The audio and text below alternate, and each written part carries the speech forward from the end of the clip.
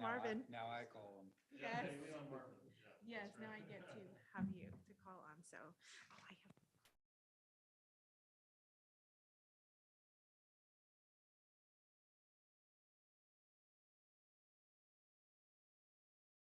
My board cell number on it. Thank you. And I heard you got an email I do. today, so I'm excited.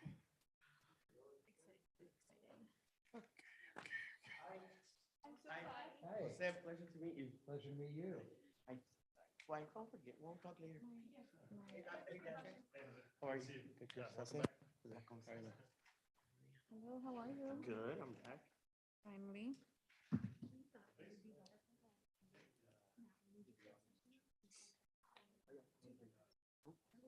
you.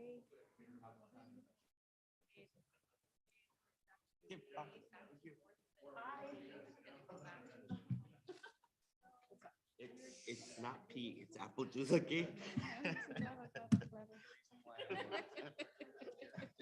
Sí, claro. Is that from Mexico? Aw. How was it? Good, I mean, it was long just getting there. Yeah. It was nice. I mean, I wanted to do what I needed to get done and Yeah. Oh, we're here next week? Oh, I thought like you were talking about like walking all the way over to the Andy. portable. I bought a fundraiser ticket for the girls' basketball. They were selling a dinner. They were selling dinner at, Tonight? yeah, Or they- spaghetti dinner. ¿A qué horas? Oh, ya los Yeah, terminaron? ya pasó. Should have known. You know what? I did see the post, pero. 5:59. How was the dinner? Good, you got some? Yeah. Can already be heard. Yeah, they had option of blackened chicken, Oh, I love fettuccine, or grilled chicken, or spaghetti meatballs. Hi, Dan. And I got spaghetti. 'cause the It's kids- Tuesday. They love it. It's much was the ticket? just Like 50 Tuesday. 50. Not bad. With salad and everything. And it says it's a Glad you're four-person here. Thanks for being here. I just saw one We go public. egg tray. Okay, that'll be ready. I'll have that. The kids- Are you guys ready? Ready? Let's go.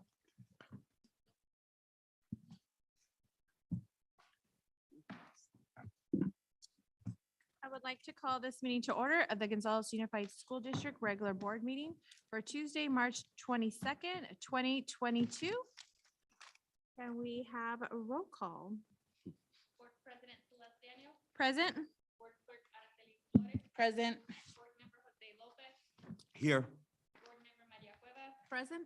Board Member Cesar Ayon, Yeah.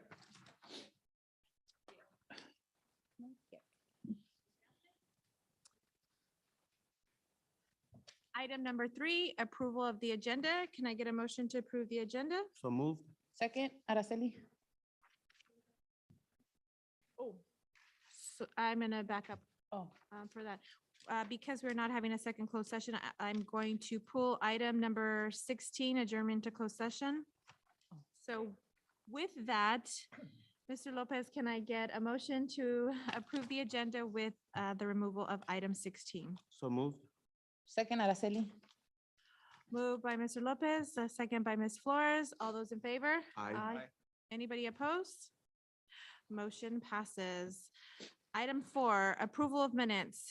4.1, approval of minutes from regular board meeting of March 8th, 2022. Can I get a motion to approve? So moved. Second, Cuevas. Moved by Mr. Lopez, second by Ms. Cuevas. All those in favor? Aye. Aye. Anybody opposed? Motion passes. Item 4.2, approval of minutes for our special board meeting of March 11th, 2022. Can I get a motion? So So- moved. Oh, Second. Motion by Mr. Lopez, second by Ms. Flores. All those in favor? Aye. Aye. Anybody opposed? Motion passes. 4.3, approval of minutes for the special board meeting of March 16th, 2022. Can I get a motion? So move, Araceli. Moved by Ms. Flores, second by Ms. Cuevas. All those in favor? Aye. Aye. Anybody opposed? Passes. Moving on to item 5, closed session items. 5.1, a public employee employment and employment to government code section 54957. And item 5.2, conference with labor negotiators Government Code Section 54957.6 asterisk, agency designated representatives, Associate Superintendent CBO James Drake regarding One Gonzales Teachers Association GTA. Do we have any public comment for closed session items? Not on closed session. No closed session. Seeing as we have no comments on closed session items, we're going to go ahead and adjourn to closed session. So we're going to head over to. Oh, We're gonna yes, go yes, to yes. Is there power on the cords down here?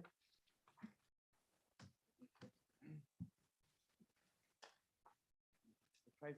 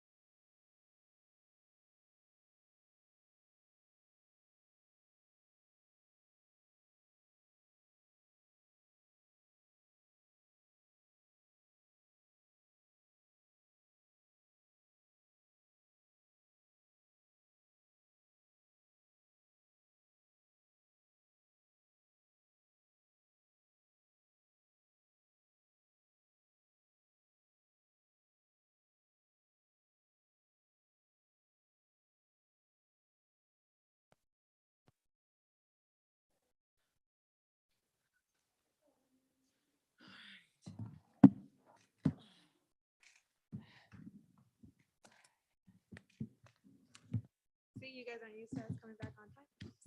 I know, right?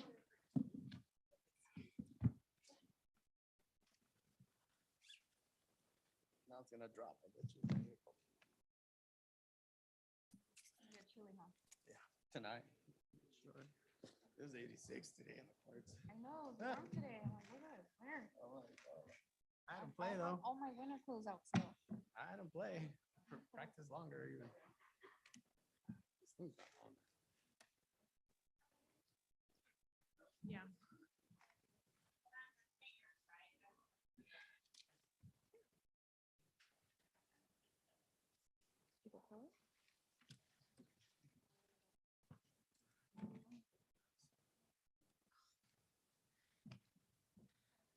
That's what we got.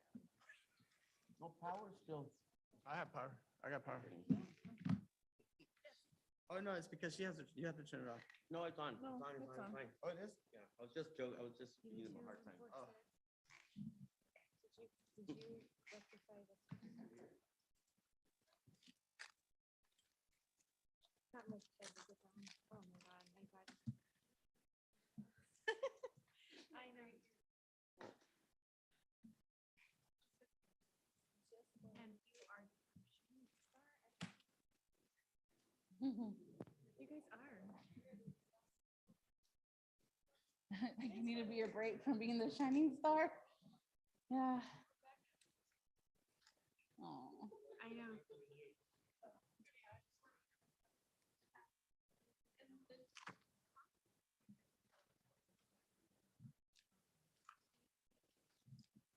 Well, if it needs to be readdressed, then let us know. Yeah. Yep. You want to sit there here with us or? Yeah. You been here all most of the day? Or? Uh, Oh, for dealing with the GTA and them or what? Or no? Just no. for the new Nice drive. Yeah, so if that would be the time, found a like towards restaurant the in end of the Paso year, Robles. to make those What- changes, what because is- we're what's gonna it do called? study sessions I don't know if you and like Mexican. whatnot, and food. that'd be our chance to make those changes. She goes everywhere. I love, any restaurant, like, oh, not anyone, but good places. It's called Micheladas. No water. No water. Michelada something, Yeah, I didn't and bring it's my like water. Mexican raw food and like, Just trying to find. quesadilla tacos. I know, I'm like, I'm going there. They're, no, Say that. it's pandemic, they're having something tonight, so. I love if I Paso can Robles. read it, his It's pretty nice. Yeah, thing, and I said, I'll go sure, out there not a and- problem. Oh, I had Some foods. from Madonna in the cake. You know the. So, It was they're my having saint's a day on kindergarten Saturday. something. El Día de San Jose. Uh-huh, and So you my went and got, sister brought me one of those he Madonna. sent it to That's me, so he asked me nice. earlier. my cousin He got goes, married "Can and you he read it got, for me? Because we can't be there. they actually went over there to get their cake and then they came back and they had their wedding here. Do we need you for We anything? went just to keep it their name. Well, Have you had some of that? I'm sure we So need you good. for a lot of things, but as of this moment, We're- Oh, he's wow. weaning me off. all right, well, have a safe drive. Yes, Will you, thank Dan? Thank you. See ya. See you next time. Ready? We're ready to go? Yeah, no, she was here. She's not used to us getting You back on ready? time. I want to get out of here early. Yeah, Yes. Sounds good. right, to me. Tessa? Sounds good to me, man. I knew you were going back and forth. Right on my plate. I'm gonna go to San Heard you got Jose. a warm welcome Today? this morning. I did. Really? That's really good. I'm glad to hear. It's a good group of people. It is. Enjoy. People, Mhm. faculty, you know, so, presentation, faculty meetings, Okay. which Good goals. And site I'm visits. gonna No, plant the we seed. got to meet the site principal. so Oh, we have nice. interviews. Y feo, bro, es crazy. Mónica, ¿tienes agua? Thank you. Well, and this is the day I didn't bring my water. I do. Thank you.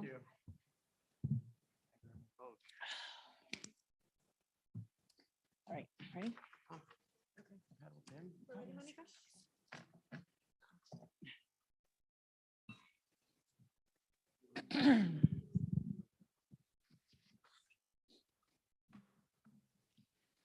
We're going to go ahead and reconvene to open session.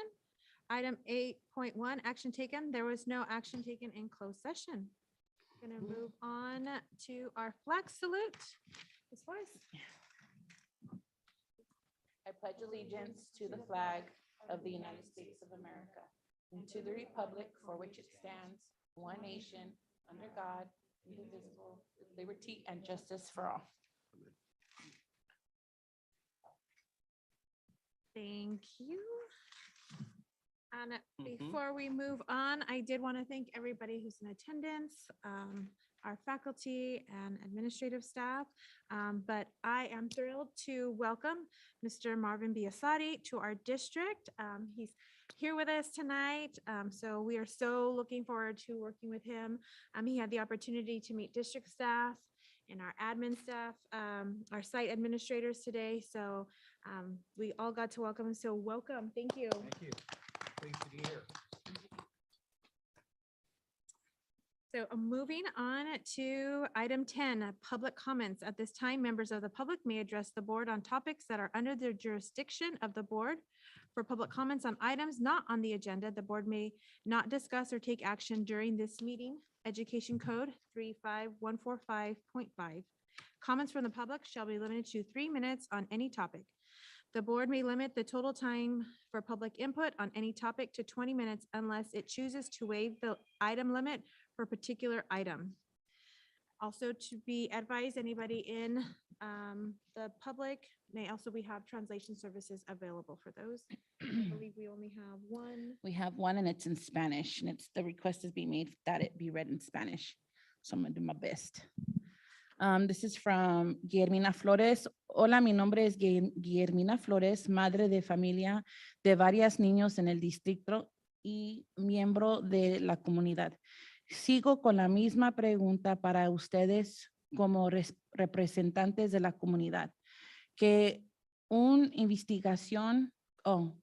investigado o respuesta me tienen a mí y a la comunidad en general sobre la persona que dio la carta a WASC y qué medidas se han tomado, ya que aún no he escuchado nada y no me he comunicado directamente con cada uno de ustedes. Y es porque quiero una respuesta donde todos den la misma versión o su respuesta individual, pero en general para toda la comunidad y padres de familia. Así comienzan con la misma información para todos y también transparencia. Espero que así como en la última junta donde muchos padres no podían entrar y ya que hubo límite de personas para entrar y llenaron las sillas el personal del distrito y personas que de verdad en mi vida había mirado, siendo que soy una madre involucrada y me dejó pensando cómo hacen diferencia ya que a mí nunca se levantan para despedirme por asistir a las juntas. Sin embargo, a todas las personas que asistieron ese día hasta se levantaron de sus sillas y hicieron las gracias, haciéndome sentir no valorada por ustedes. Estaré más al pendiente de las decisiones que tomen y pido a cada uno de ustedes que hagan sentir bienvenidos a cada padre que esté involucrado uno en el distrito, ya que son nuestros representantes. Espero una respuesta a mi pregunta. Guillermina Flores.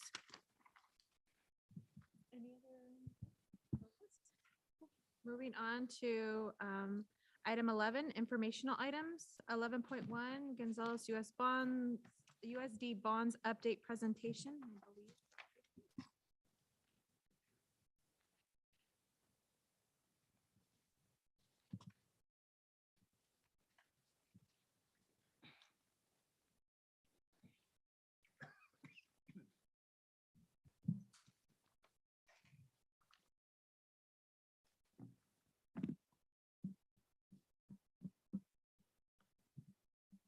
Good evening, ladies and gentlemen, members of the board, members of the community, members of the GUSD family. James Drake, Associate Superintendent CBO. And tonight we'd like to give you an update on our GUSD bond fund expenditures. And so as soon as we get our PowerPoint rolling, I will see how coordinated I am and try to operate the clicker and the microphone here at the same time.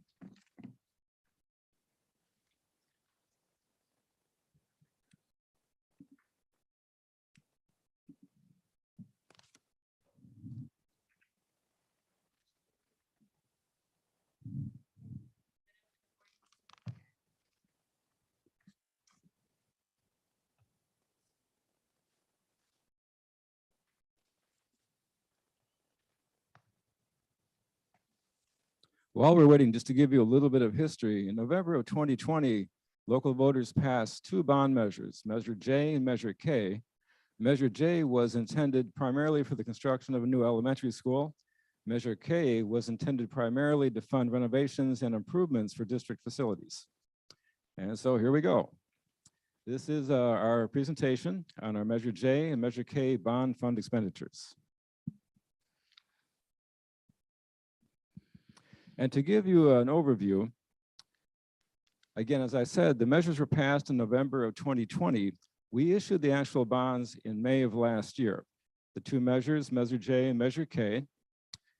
We wanted to keep things conservative at first and not issue very much at the start.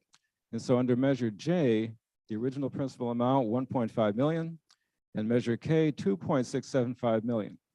You can see that we did receive a premium on the issue of these bonds. And so a small amount was added to Measure J and Measure K. We had to pay a little bit to the underwriter. So we subtract that amount, and that gives us the two total amounts that you see at the bottom under Measure J and Measure K, 1.577 million and 2.839 million. And so moving across the slide, you'll see again the total principal amount, 4.175 million for our complete issuance. And we had a premium of 259,000, less our underwriter's discount, for a total of 4.416 million. And then subtracting our issuance fee, that left us with a net proceed of 4.130 million. And I don't know how visible this is going to be. You may have to get your bifocals, trifocals, binoculars out to see this. But we want to be completely transparent and show you all of the transactions that have occurred since we established the account lines. And so you'll see, first of all, under Measure J, we have a couple of projects here that we funded so far. One is new library furniture for our La Gloria Elementary School, and the other is new library furniture for Fairview Middle School. And so if you can squint and see these totals, and I'm gonna have to squint myself, it's about 50,889 for the La Gloria expenditure, and I think about 37,966 for Fairview, for a total of 88,000 and something. Actually, I have these amounts on the next slide, or I should say 2 slides from now, so you'll be able to see it nice and clear. But again, we want to show you all the detail, and so you can see all the transactions that have occurred.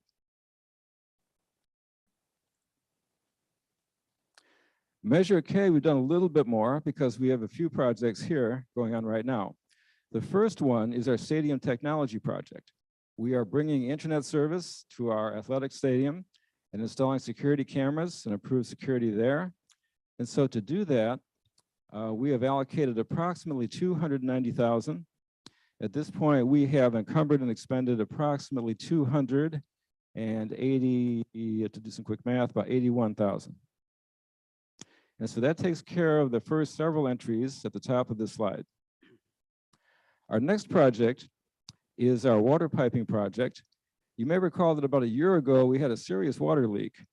And this came up on a Friday night, which was great timing because the kids weren't there. It gave us a chance to fix it over the weekend, but it was really tough because we didn't have a way to turn off the water. We discovered the leak was underground. It was hard to get to. We had to dig up. We had to find where the pipe had burst. We had to repair it, which we did. But now we are in the process of installing separate supply lines for La Gloria and Fairview Middle School because we discovered at that time there was just one primary line serving each.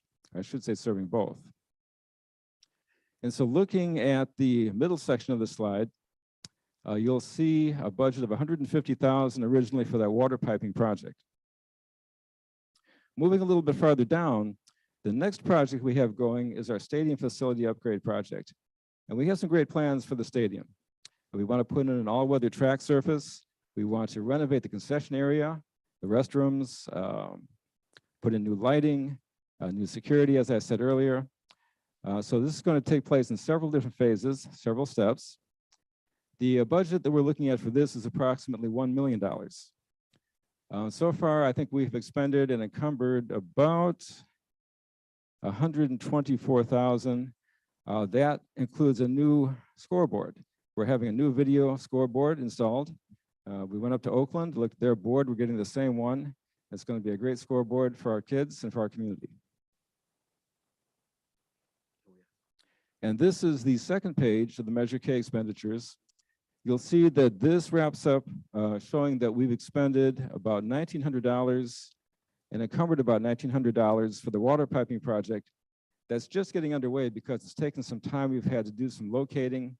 We've had to work with the city because we need their cooperation to hook up to their water service. So we're in the process of getting approvals, getting that finalized, and hopefully in the next couple of months, we'll be all set to go.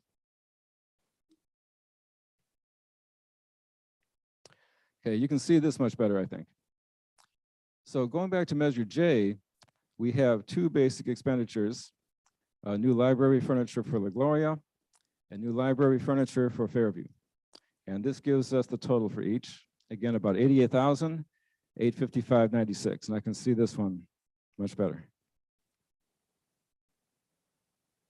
And under Measure K, as I said, we have three primary projects that we're doing so far. We have our stadium internet security and technology project, for which we've expended about $281,000. The stadium facility upgrade project, where we've expended about $130,000, again, primarily for that new scoreboard so far. And the last, the La Gloria Fairview water piping project, again, only about $3,800 so far because we've just done some locating and we're just getting underway with that. So altogether, we've expended a total of about $416,000 under Measure K. And that brings us to the end of the presentation. So are there any questions about these? Mr. Lopez? Thank you, Dr. Drake, for your presentation. My first question is in regards to the renovations of the stadium, when are we going to see actual work begin there? Or is there already work being done? Well, there is work being done already. We're surveying, we're looking at the stadium, we're locating different utilities because we're going to be installing the scoreboard sometime this summer. We expect delivery of the new scoreboard sometime in June. And so we need to make sure that we have all of our electrical service and other utilities ready for that. So we're in the process now of preparing for the installation of the scoreboard. That'll be the first primary event for the stadium facility project. We won't have anything done before graduation. No, nothing will be done before graduation. And the reason that I bring that up is in the past, the sound for graduation is bad. And so we want to make sure that, how we can address, making sure, that the band can be heard. I know it's windy out there, but it's important that, our parents and our community hear the good work that the music department has, as well as hearing the names of the students when they're graduating and the speeches from our valedictorian, salutatorian, and, everyone's that's involved. So I want to make sure that, I know it's not going to be done by then, but somehow, we can get that addressed for this year's graduation, the quality of the sound, so that way our community can hear it.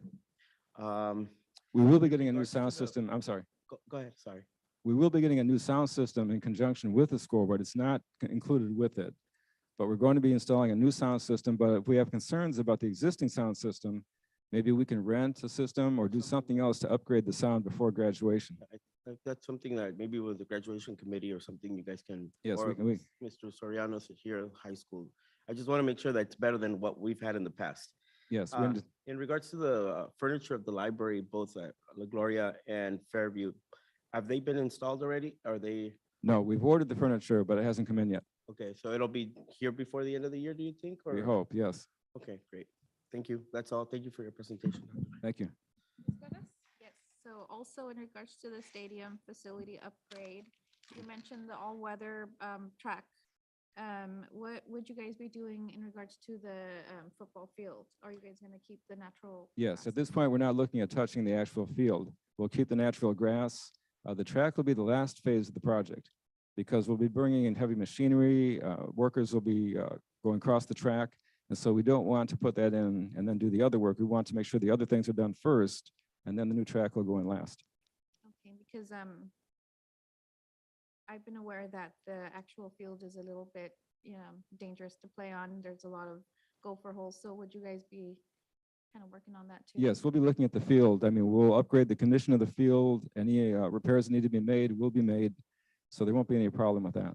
Okay, and I brought it up before, we kind of didn't check out the track over at Fairview. I wonder if there's any murmurs about maybe checking that track out there, because, we do have athletes out there that use the soccer fields and the track out there, and so we want to make sure that they're also playing on safe fields and running on safe fields, because I've run that track and it's very lumpy there too. So Yeah, I've seen the track. I haven't run on it, but you're right. If that's something the board wants to do, we can certainly look at that as another project under Measure K. awesome. Thank you. Thank you for the report. You're welcome. Mr. Ion? Yes.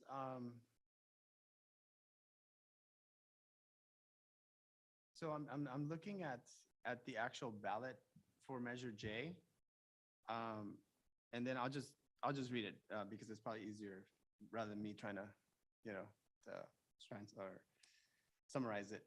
And so Measure J, just so you guys know, I'm looking at Ballotpedia. So all measures are, I guess, posted there. And it does say, and I believe this was the wording in when the folks were voting. It says to build a new elementary school to relieve student overcrowding, upgrade school fire alarms and emergency preparations, improve handicap accessibility, ADA, upgrade technology and student internet access, and replace aging roofs, plumbing, and wiring at La Gloria Elementary School and Fairview Middle School.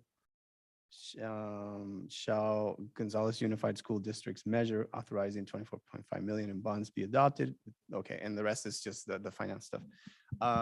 So it does list there in a very detailed way what these funds are to be used for.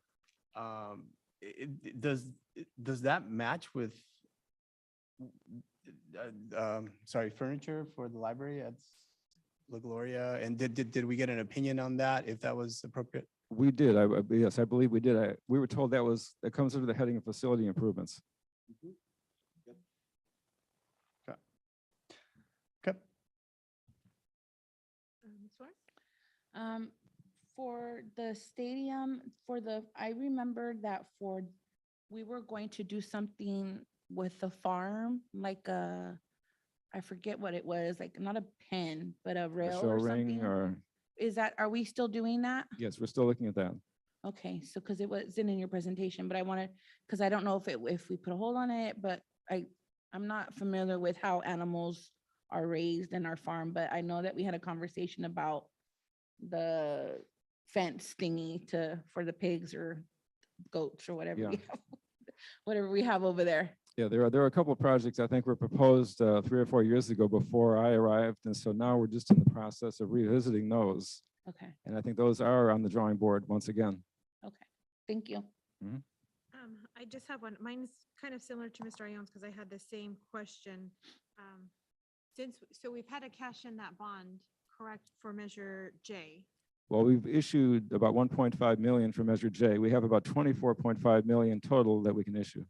So correct me if I'm wrong, since we've issued, the taxpayers are having to pay on that Yes, bonds yes. already. So my question is, was was it fiscally, did we need to pull from the bond in order to get that furniture? We didn't have the money from elsewhere before cashing in part of that bond? I was instructed to order furniture using that particular bond issue.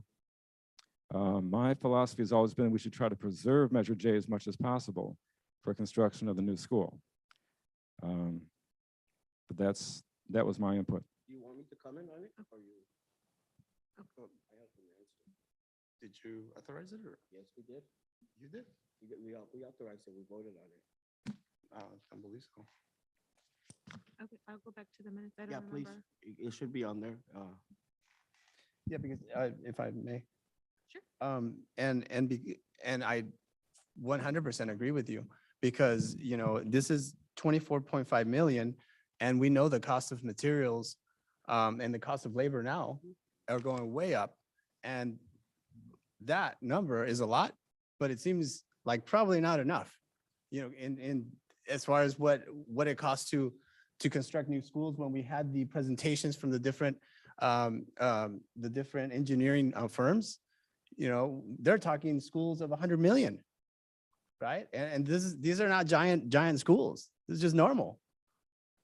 So, you know, of course, 50,000 compared to 24 million, but it is the principle of it, though, that this should be the focus. I'm sorry, that building the new school, you know, I imagine the way that folks voted, when they saw that, they said, yes, we want to build a new school, right?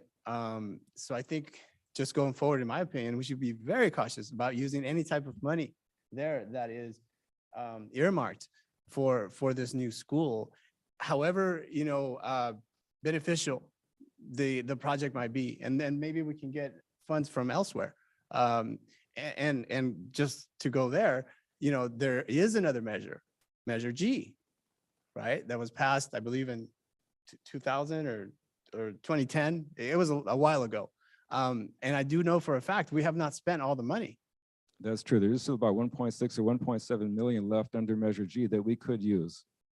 Which we probably could have used some of that money for this.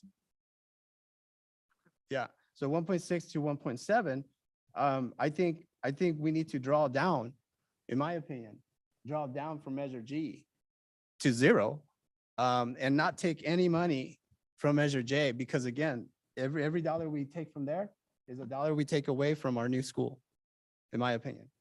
Could I ask, maybe we can have a presentation on what's left on that Measure G? And I would love and that. From there, see what's available and Yeah. what we can do with it. Yes, I can give that to you at the next meeting if you like. Yeah, because I believe Measure G was for, well, actually, that was also for building a new school, but also for school improvements, and that's how it got used, right? So we didn't build a new school, but there was school improvements there. So I believe the language there is probably broad enough where we can use it for, you know, library furniture and whatever else needs that we have here that are legitimate needs.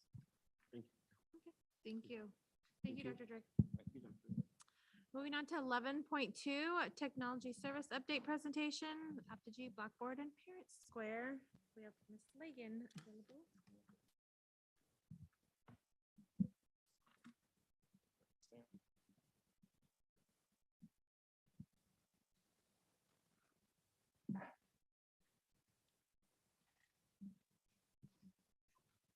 So good evening, board. I'm here this evening to update you on what the haps are in the technology department.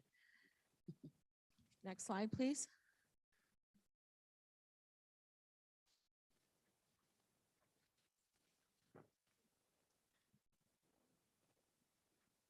There we go.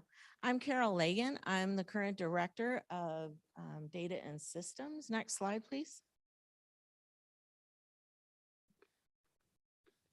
So tonight I'm going to talk about some project updates, online enrollment and registration, and then parent communications and engagement. Next slide. So first up is project updates. Next slide. The first one, it kind of an overlap with Dr. Drake, but I'll just give you the update from the technology perspective, is the stadium project. We are putting internet out there. The picture here you see is the antenna that's going to carry the signal, and I do anticipate that being complete by the end of the year. The security cameras as well are well on their way to being complete.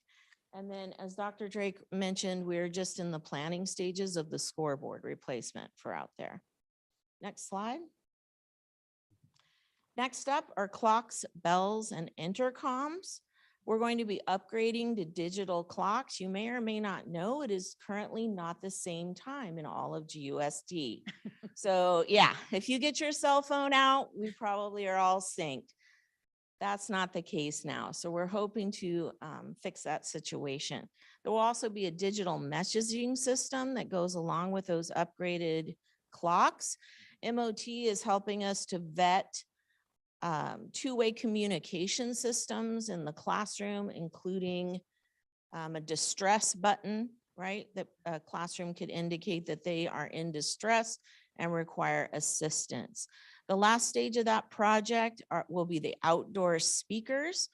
Currently, some of you may be old enough to remember the 2-wire speaker wire, you know, that you stripped and you plugged into your speaker. Well, that's what we currently have. And we are in tech, we are anxious to upgrade that to fiber cabling, which will allow us to control the speakers in groups. It will also improve sound quality as well. And next slide. So the big project over the summer will be our fiber cabling project. This includes our main backbone. That means our cable coming from MCOE, as well as the site-to-site connections. And you should think about this project like your 8K TV. There's not a lot of 8K programming right now, but GUSD will be well positioned for the future to take advantage of that when it comes along. So basically we're going from 1 gigabyte cable to 10 scalable to 40 gigabytes. So it's quite an improvement in our systems. It was very important that we procured funding this year. We are eligible for E-rate at a 90% reimbursement. However, there is a cap on those funds based on enrollment.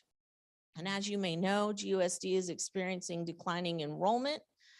So the time to strike on this project was now to get that maximum reimbursement. And next slide. Online enrollment. I'm super excited to announce online enrollment is coming to GUSD for our next school year. Yeah, we're all very pumped up over here.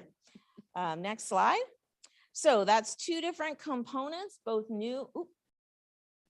Sorry, Miss Monica. 2 different components. Our parent portal will re-enroll our existing students. So no longer will parents who have students returning, they will not have to fill out paper. They will be able to log in through their parent portal and simply make the changes electronically and confirm. Of course, parents always will have the option of paper if that's what they prefer. A whole separate website will house our online enrollment system. This will be appropriate for all of our new students. Documents and various information will be collected all through that online system.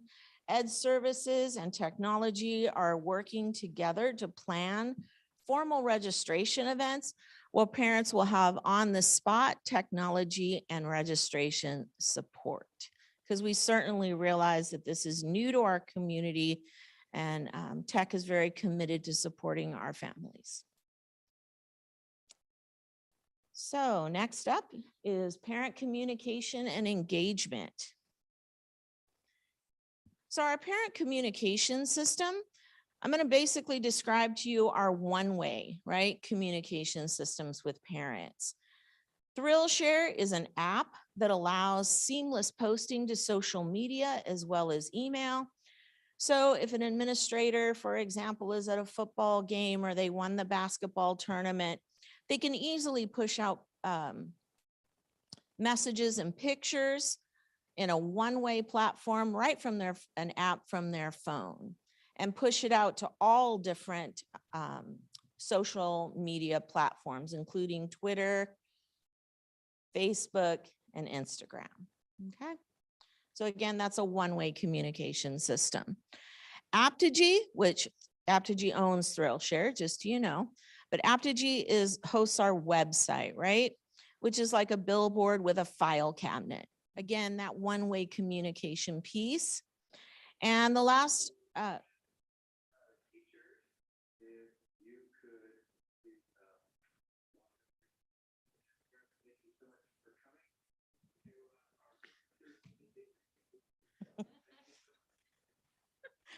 That's why we need a new sound system. yeah, right, why we need an intercom, right? And a highly programmable communication system. So the last piece of the puzzle is Blackboard Connect. It's a very sophisticated, highly programmable program that basically handles all of our attendance notifications. Okay, and next slide. So coming soon to GOSD, it will be implemented around July. In July will be Parent Square. And this is truly a parent engagement platform. And what I mean by that is this will implement a two-way communication between parents, teachers, administrators, and even the district office. But it's really meant to be used at that granular level. A couple of things I want to highlight is parents will be able to do things like sign up for conferences, teachers can express classroom needs. You know, I need tissue. I'd like you to bring this for a party. Parents can sign up for that. Parents and teachers will also be able to communicate in their preferred language. So in other words, if I'm a monolingual person and I'm a teacher, I only speak English, that's okay. I can type that message in English and the parent will receive it in their preferred language in Spanish. The parent can type a message back to the teacher in Spanish, and that teacher will receive that message in English.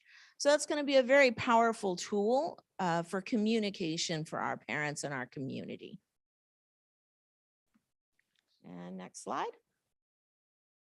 So I'm trying really hard to build our social media brand, so please follow us on Twitter at Gonzales Unified. You can find us on Facebook and Instagram. And if you need to talk to me personally, you can find me at clegan@gonzalesc12.ca.us. Otherwise, that concludes my board presentation for this evening. Thank you. I have a couple questions or clarifications. First, going back to the clock bells section and intercoms, can we make sure that as you connect the whole district, that the clocks and bells and the time clocks and all that match our classroom instructional minutes? Make that way they're all working and there's no, you know what I'm trying to, that our instructional minutes, you know, match.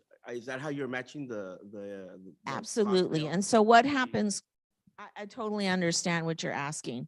So what happens now is there's a master clock, right, that controls that. So the integrity of our instructional minutes is solid because again, that master clock controls the bells. Mhm. Now the teacher, right, will be in that room and it will match the clock that is in the office that controls the bells. So absolutely, everything will be homogeneous, right?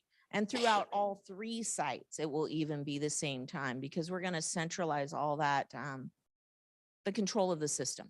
Perfect. Thank you for that. Of course. In regards to the online registration, finally, I'm so excited about that. That's, you know, we're coming along and our families are going to be able to go online and take, you know, utilize the technology to their benefits. In regards to also parents having access through technology to our schools and our sites and their teachers, we have not collected from our students none of the Chromebooks or any of that stuff, did we? That is correct. All of our students, well, with one caveat, Mr. Lopez, one caveat. So it is true that we are a one-to-one district and 6th through 12th, right, takes them home and brings them back.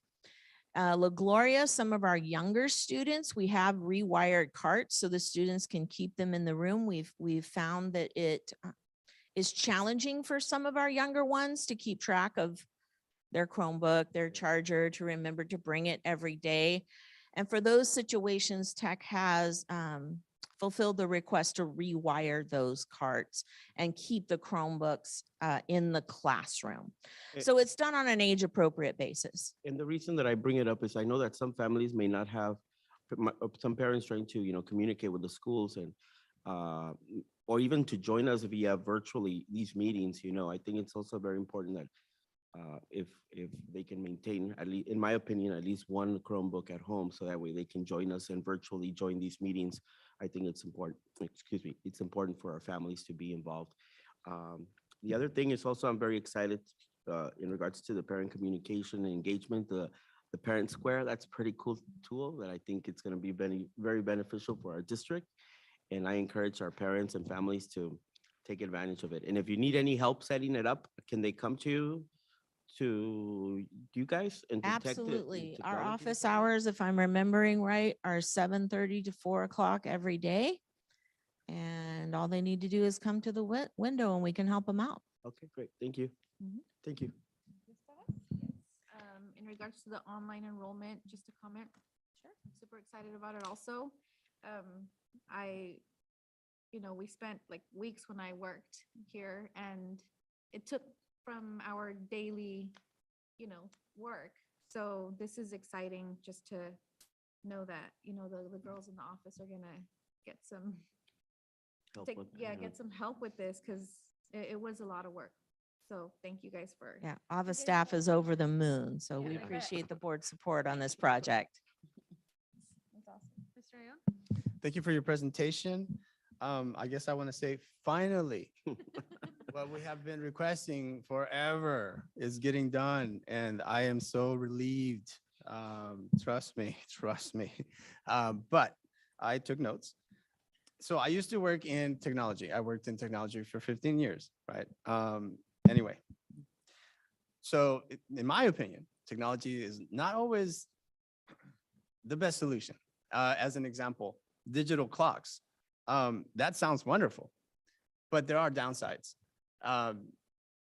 We have PG&E power failures all the time, and I would imagine they will continue, right? Now, the last time that we had no power and we had kids in school, parents couldn't call because we have IP phones, right? We switched all the IP phones, and they're great when there's power. When there's not, you're gonna use what, pigeons? I mean, how do you, right? And so unless the parent has the personal cell phone of a person in the office, they have no way other than coming to the office of contacting them, right? And I mean, maybe that's a issue for another time, but I really do think that IP phones are not the way to go, not for schools. It's a safety issue, especially when you have power blackouts or brownouts all the time. I think we can expect those, right? And as far as the clocks, the digital ones, they sound great too. But you know what? Batteries, they work when the power's off. So imagine, from 10 years of subbing, you're in the class, power's out. Oh, hey, teacher, you know what? The clock's not moving, I don't know. I'm, again, my opinion.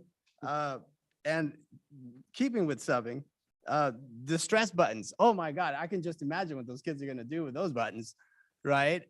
You turn around and next thing you know, there's craziness going on. So I hope, the idea is good and it's a safety thing, and I agree with it, but I hope that there's planning about how are we gonna prevent kids from actually going bonk. I was subbing for band or guitar when we used to have it, and they pulled the fire alarm. No, sorry, the fire, they set it off. I turned around and next thing you know, you see smoke everywhere, right? I mean, Yeah, they were giving you a hard time, I think.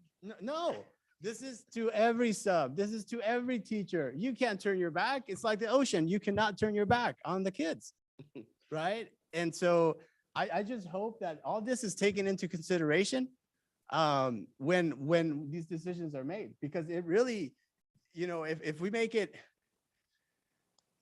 convenient for the kids to mess around, they just might mess around. It's just my 2 cents. Okay, online enrollment, I love it. It's long overdue. Oh my God, it's long overdue. I mean, we seem to be the only school that doesn't have it. you know? I mean, I'm sure there's others in the Sierras or wherever else, but on the question on that one, I really enjoy, I really appreciate that it's offered. Will it be offered in Spanish? We know that 90% of, I mean, practically 90% of our parents are Spanish speaking. So is it offered in Spanish? It's absolutely offered in Spanish. Thank you. Perfect. Parent communication.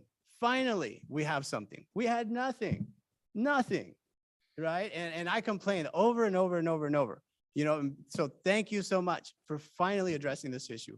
And of course, it's like you said, it translates. I mean, my goodness, that's what every other school is doing, guys. That's what every other school is doing. So I'm just glad that we're finally opening our eyes and doing what every other school is doing. The Apogee, the web host, personally, I don't like it. I think our website, our web page looks, it's less functional than the one that we had. You know, a lot of the links, they open up Excel sheets. That's, you know, that, I mean, maybe they have functionality, but I mean, in my opinion, it just hasn't been implemented, or maybe they don't even have the functionality, you know. But if we go to Greenfield Unified, Soledad Unified, you know, Salinas Unified, go to their websites and see the functionality they have and that they offer. It's night and day, you know? So, okay. Yes, Chromebooks. I agree with Jose. I 100% agree with Jose that we want to encourage participation. And some of our parents, let's be honest, they might not have right a way to log into our meeting, and maybe they can use their kids' Chromebooks, right? And then even to a bigger topic on that one, and this is, you know, I'll sound like a broken record, but wouldn't it be great for some of our little kids not to be, you know, carrying 50 pounds of books, rather just one Chromebook where they have access to all their books? Just an idea, right? Wouldn't that be great? I mean, I see little kids. We got tennis players. We got 105-pound little girls, right? Oh, my niece, I mean, she's probably 100 pounds, right? And big old bag, carrying a big old bag. And I'm like, my goodness, that's the best we can do for our kids. You know, so again, a larger discussion is not on you. I'm just, you know, you gave me a platform because you presented all this, so I'm going for it, you know, but I'm just thinking, you know, we could do better. We could do better for our kids, right? And I think we should, and I think we've started in the right way, in the right path. So thank you again for finally taking on these initiatives that were so needed, right? And so overdue. I really appreciate it. Thank you. Thank you, Ms. Legan. I had a couple of questions. Regarding the bells, I was able to be at La Gloria. I had a site visit. And will this correct the problem? Because I was in the 5th grade area, but in those classrooms, the kindergarten bell schedule was ringing. Will that take care of that? Yeah, so one of the fantastic things about an upgrade is it's more highly programmable. So basically, there will be a web-based software, Ms. Daniel, that will control all of the bell systems. We will also be able to set groups. So in other words, if it's time for 1st grade to come to the cafeteria and have their pictures taken, we can program it so the 5th grade wing, the 4th grade classrooms, the 3rd grade, et cetera, will not be disrupted. So again, it's much more highly programmable with the new and upgraded technology. So the answer to that is yes. And I mean, I like the, you know, the fact that the digital clocks will all be on the same. The teacher in me, it's going to be sad to see the clocks go, because I think we need to still reinforce learning how to tell time on a traditional clock. So we can keep those in the classrooms just for learning experience. I would really, really encourage that. My second question, are we keeping all of these platforms, Apogee, Thrillshare, Blackboard, and Parent Square? At the current time, my plan is to keep all of those platforms. And the reason is because they serve different niche, right? So Blackboard Connect, for example, does not have an app, whereas Thrillshare is an app, right? Whereas Parent Square and Thrillshare, those are not web hosting sites. So they all do a very different thing, right? And the reason I ask because Yeah. being a parent in a district that uses Parent Square, it Mhm. is used to push out notifications for community events, COVID testing or whatnot. But it's Right. also used on the parent-teacher aspect, like you said. Mhm. And the teachers are also able to send out informations. The dual language is both there, so it Mhm. serves that. And not only that, we can get communication via text, via email and phone using that same platform. So that's what I'm saying is it necessary for us to have, because I'm assuming we have to pay for all of these contracts. That's correct. So what Blackboard provides that currently Parent Square does not, to make it very simple, I can do things like a skip function. So if your child is absent first period and you have a secondary student, it's not going to call you 6 times. You can always also do things like opt out of certain groups. So if you have a kindergartner and their 3rd grader and you don't currently care to receive like adult school notices, it's very easy to opt out and it's very customizable. We also are obligated to send attendance notifications by law. And that currently handles all of that, all of our attendance notifications. So I would be uncomfortable in, you know what I mean, eliminating that service until I was absolutely sure that either the Thrill Share alert function, communication function could handle it, or, and I really don't think that's the purpose of Parent Squared. I'd have to investigate a little bit further, but I do not believe it was intended as an attendance type notification system. Okay, I just want to say, I do, like, we get notifications, your child was absent or your child was tardy through text, and it goes to whoever is on there. So that's why I just wanted to see if we needed all of the applications. And eventually we may not, but again, I'm very concerned about just pulling Blackboard out, right? Until I'm absolutely sure that Parent Square is functioning the way we think it will, because again, those are required by law. So we need to be judicious, right, about the rollout. All right, Madam President, can I do a follow-up to your, Sure.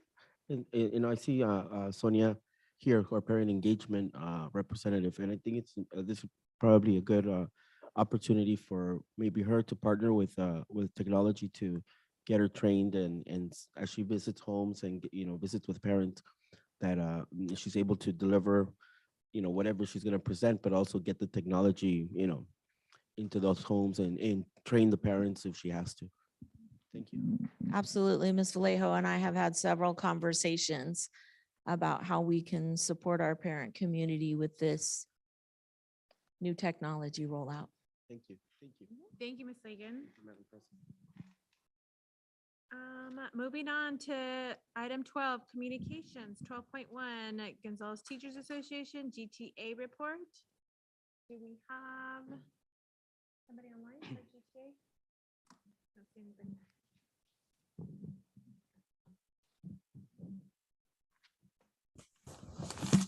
anybody. Good evening, everyone.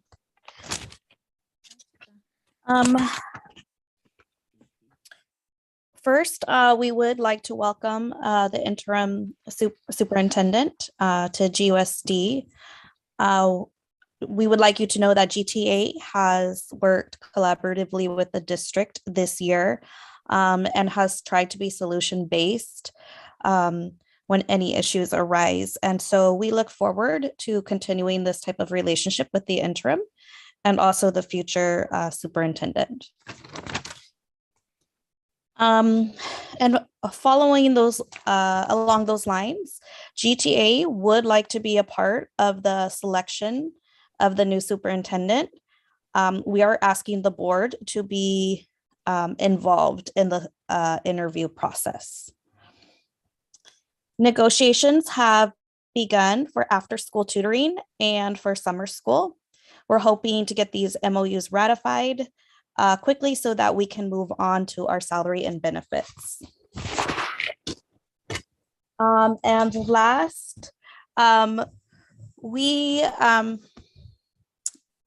basically have heard that the GUSD is potentially facing a fine from the California Department of Education for the lack of instructional minutes for the high school schedule that was imposed to the site. So GTA would like to make sure that we are bargaining the new schedule, because we know that the new schedule will need to be rolled out by next school year. So we look forward to bargaining those new minutes and in collaboration with the district to ensure that this doesn't happen again.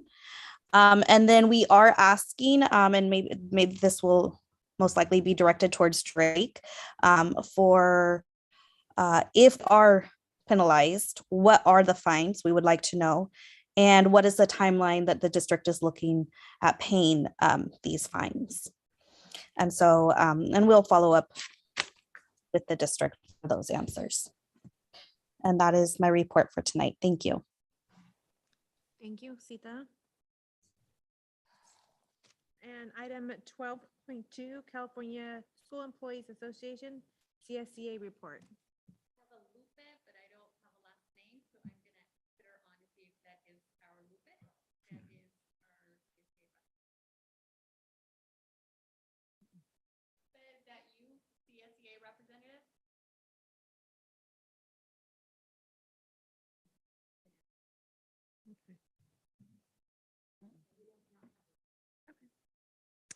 Moving on to item 12.3, Gonzales Youth Commissioners Report. Do we have anybody from GYC?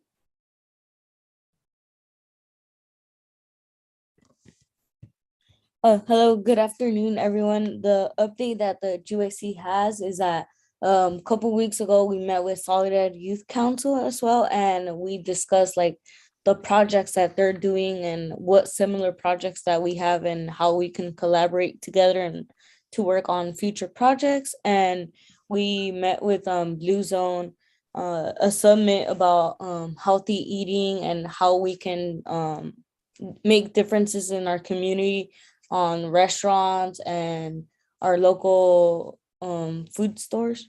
That's all I have. Thank you, Sherlyn. Item 12.4, student board member. We don't have a student board member present. Okay. 12.5 is LaGloria Elementary School, and I met with Mr. Demick earlier. They are at parent late night conferences this evening, so he sent me his items, and I promised to read it for him. Board Member Daniels and I got to visit our fifth grade classrooms and welcome our new elected student council members. This was exciting and informative, as Ms. Daniels was able to speak to the duties and obligations of elected officials and shared that the kids are her boss. Our newly formed PTA will be hosting a glow stick dance this Friday in our cafeteria.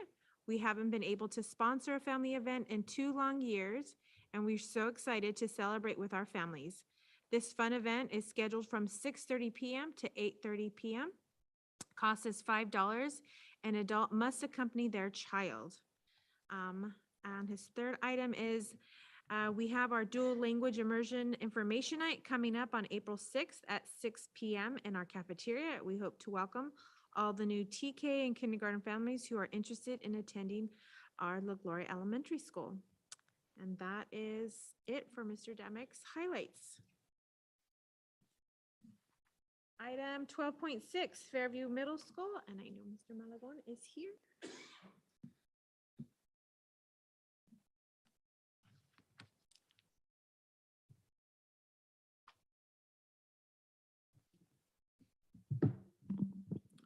Good evening, board members. Buenas tardes, padres en casa. Miguel Malagón, Fairview Middle School principal, and I have a few items that I would like to share with you.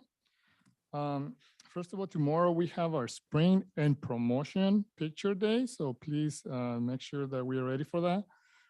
That is happening tomorrow.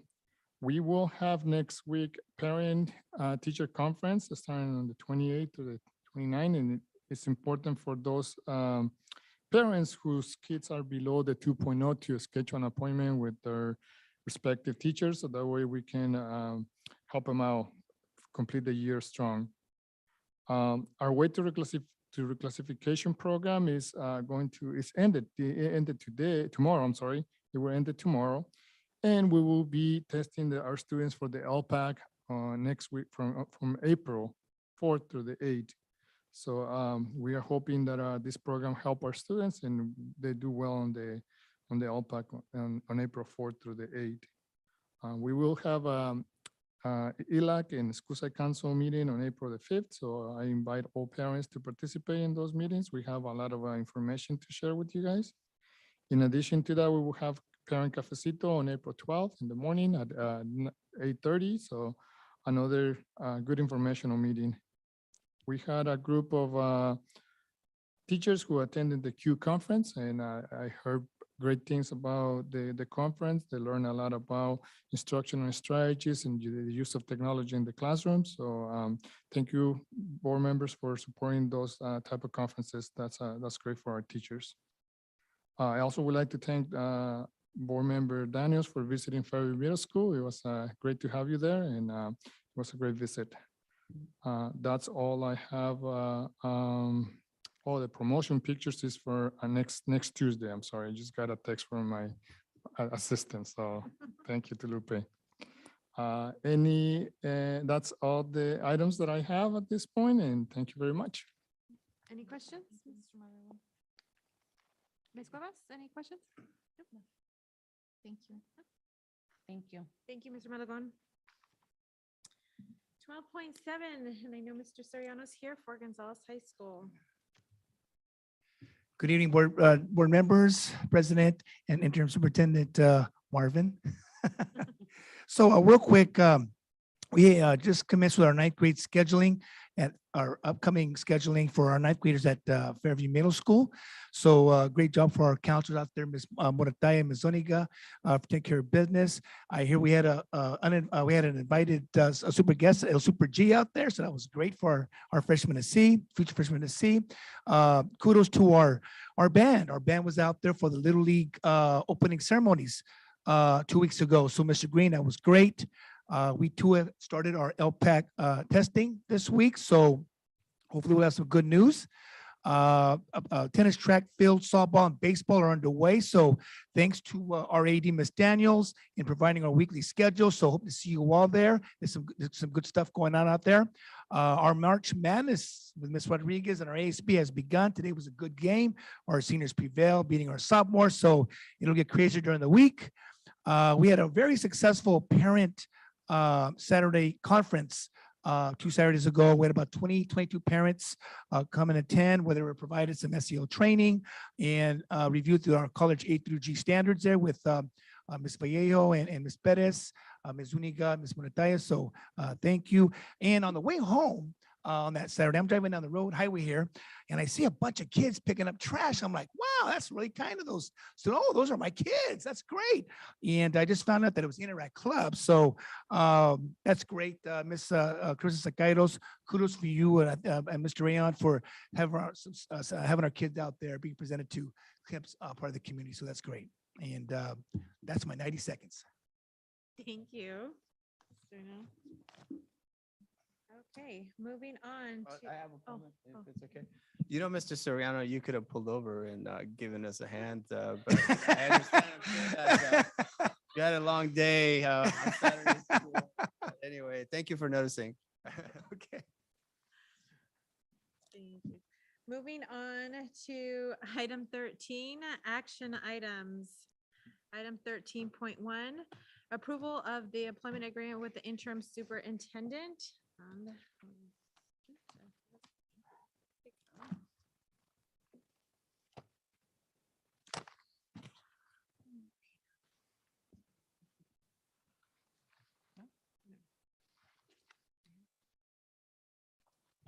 Do we make a motion on it, or? No, I Oh. have, so I just, So this item is to approve the employment agreement for Marvin Biasotti as interim superintendent. The term of this contract is from March 22nd, 2022 through June 30th, 2022, or until a new long-term superintendent begins work. The interim superintendent's compensation includes a $1,200 a day of service to the district, eligibility for health and welfare benefits at the same level as other administrators, a $600 a month for travel expenses, and a $100 a month for cell phone expenses. So can I get a motion for this item? So move, Araceli. Second Cuevas? Moved by Ms. Flores, moved by Ms. Flores, second by Ms. Cuevas. All those in favor? Aye. Aye. Anybody opposed? Motion passes, and thank you, Mr. Biasotti. It's a welcome. Thank you.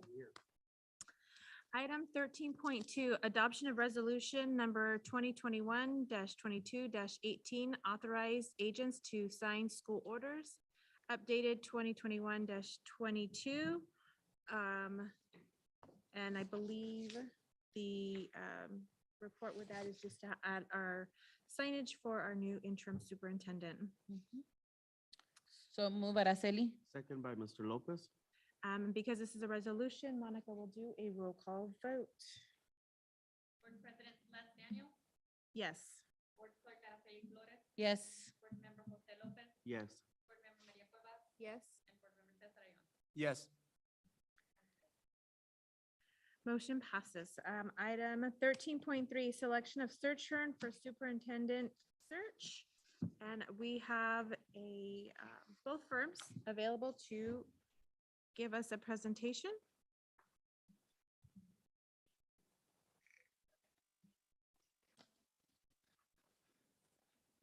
Do we have to log in?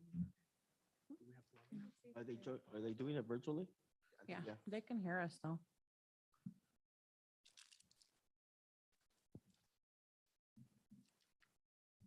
Martha, under what name are you signing in on?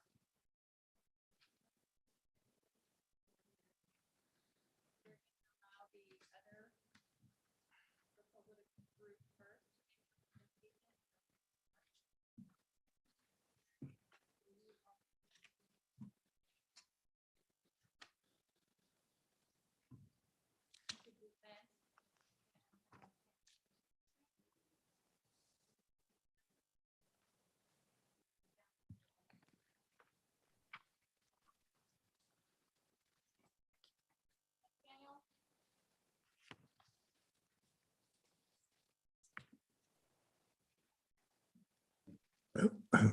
Hello, am I to go first? I'm with McPherson and Jacobson.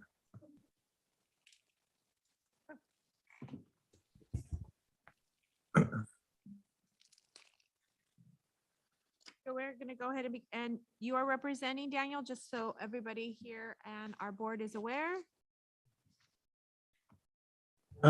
Okay, yes, I'm representing McPherson and Jacobson, and for some reason my camera will not turn on here, and I'm not certain why.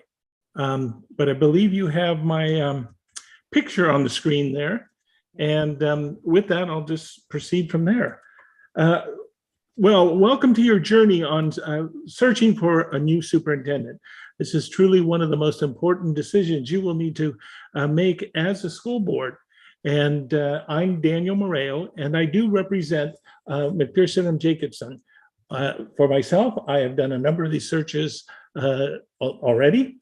I am a former superintendent. I'm also the former state administrator for the South Monterey County Joint Union High School District. I was the state administrator that ultimately we were able to return local control to that particular school district. I am delighted to be here and make this presentation for you. And if I could get started, oh geez, my screen's now going blank. Why am I having all these issues? Hopefully, are you seeing my slides? No. Well, let me. You have a screen sharing. There we go. There you go. Video slides. I don't know what's going on here. Okay, well, our executive director and CEO, Vernon Billy, says it best in that hiring the right executive as your superintendent is critical. And this is one of the most critical journeys you will be on. And as I listen to the term that you set for your interim superintendent, we are looking, it sounds like, for July 1st for a new individual to be on board. And with that, we will move forward. And in our movement forward, we've got several things that we believe you should know. And McPherson and Jacobson is really quite proud of our record, and I'll share that in just a moment. But we truly believe that every student is entitled to a high quality education. And we know that that is dependent upon strong leadership. So what we do is we search out talent to bring to you as a board to ultimately make the decision as to who will serve as your next superintendent. A school district is typically the shadow of its leadership, and that includes you and your superintendent. And what our goal would be is to make sure that that shadow that you're casting is one that you all feel very comfortable and you want to see as your direction. Few things that you should know about McPherson and Jacobson is that we are a leading national search firm. We are a national firm. And as a result, we have a nationwide network of consultants. We have quite a number, and in your proposal packet, you will see the laundry list of folks here in California that conduct searches here in California. If in the conversation with you folks, you want us to reach beyond that, we have consultants who can assist us across the entire country here. Our consultants here in California are very familiar with the background of school districts here. And we have former superintendents and school boards who serve in school board members who serve in these consultant roles. And as a result, we have representation from suburban, urban, and rural school districts. Myself, there, just being down the highway a bit, have that experience as well. And we are identified by CSBA, actually, where they're a firm of choice to help school districts conduct their superintendent searches. As I alluded to earlier, we, McPherson and Jacobson, do not hire superintendents. We recruit talent. And then we guide you and help facilitate you through this decision-making process. This is, as I've said a couple of times already, one of the most critical roles that you play and will need to move forward with. And so sometimes as a board, just need somebody to kind of help pose the questions, to get your thinking and moving in the direction to make the decision that is best for your students. And we represent you as a board, and that's who we work for, is you as a board. We work very diligently to be transparent throughout the process. And what I mean by that is you will know every step of the way where we are in the process, where we need your input in the process, and you will then, we will provide information that, depending on how you would like to communicate to your community, would be shared out. We do have a process that involves stakeholders, and I'll elaborate on that in just a few moments. And the piece that I think is really critical for you as a school board to know is that we do have a very strong reputation for sustainability. And that's really important as you move forward, that you're able to keep your superintendent for a while. On the screen right now, you see our success rate. We have over 75% of the superintendents we have placed have been in those positions for 5 years or more, 50% for 10 years, and almost another 50% have exceeded 15 years. And again, this is critical for the stability of the district, that you have somebody for the long term. You have in the proposal packet an elaboration of what you see on the screen right now. It's pages 7 through 13, and it's a 5-phase process. We start off by right away meeting with you, establishing the criteria that you want in the new superintendent, the timeline that we would go through this process, and then the modes of advertising that you feel most comfortable with. There are some standard ones that we use, but some school boards want us to go further and deeper. One school district I worked for really wanted us to recruit in the private sector as well. So that's a discussion we would have with you. Phase two, we start stakeholder input. We will meet with various associations, organizations, your community members. You will help us determine if there's anybody on our list that we have forgotten from your list, and we will meet with them over a period of time and get their input. We meet face to face, we meet virtually, and there's an online survey to gather that information. That information will help you as we move forward, as you see what your community and your members of your staff are saying, will help you decide, okay, here's what we need to be looking for. And then as we develop interview questions, that input will help determine that. We will, in the second phase, get that application put together, as well as the advertising and the brochure that will be online, and we will also provide hard copies. And we'll, in phase two, we're recruiting and advertising. The third phase is that we as your consultants, start to evaluate and do some reference checks on the applicants and start to develop a list of who we think might be the top candidates for you to talk to. You will have the opportunity, if you so choose, to see all applications. What we're trying to do again in facilitating this is bringing those folks who seem to have the strongest match with what you've said you want in the superintendent and what they have presented to us and in our initial conversations. I should also point out that we have regular conversations with the applicants. We make ourselves available to them to respond to questions as they're doing research on the district, but we also do an initial reach out. When they first put in their applications, we will make a call to them, talk about what has caused them to think about moving to Gonzales, and get a little bit more background information. This helps us as we start to prepare the list that we want to present to you. And then we also will develop interview questions. And the stakeholder input influences those interview questions we have found many times.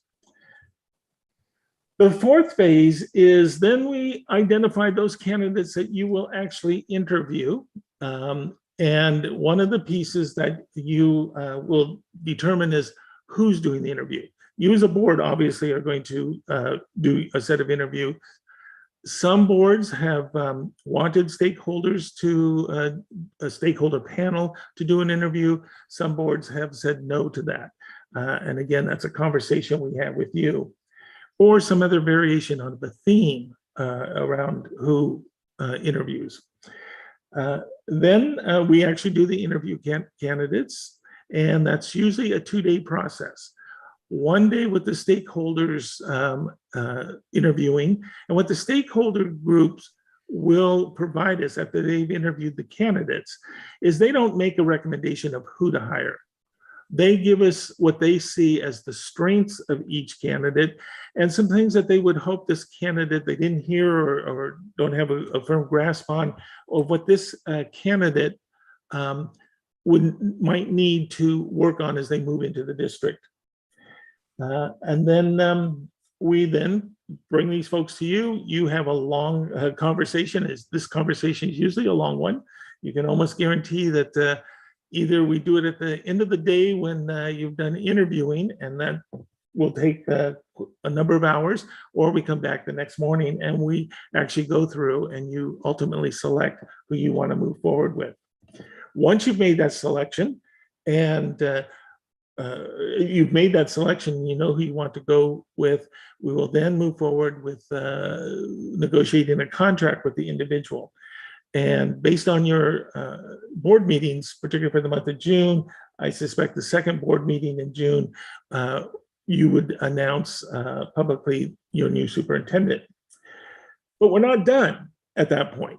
We will be hanging around to work with you on establishing objectives and what you want from this new superintendent. And then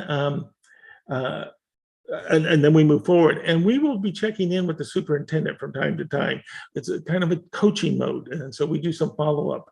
Just don't set them free and say our work is done. No, we continue to follow through. Right now, I think I have 3 superintendents that I'm following through as a result of other searches that I was a part of.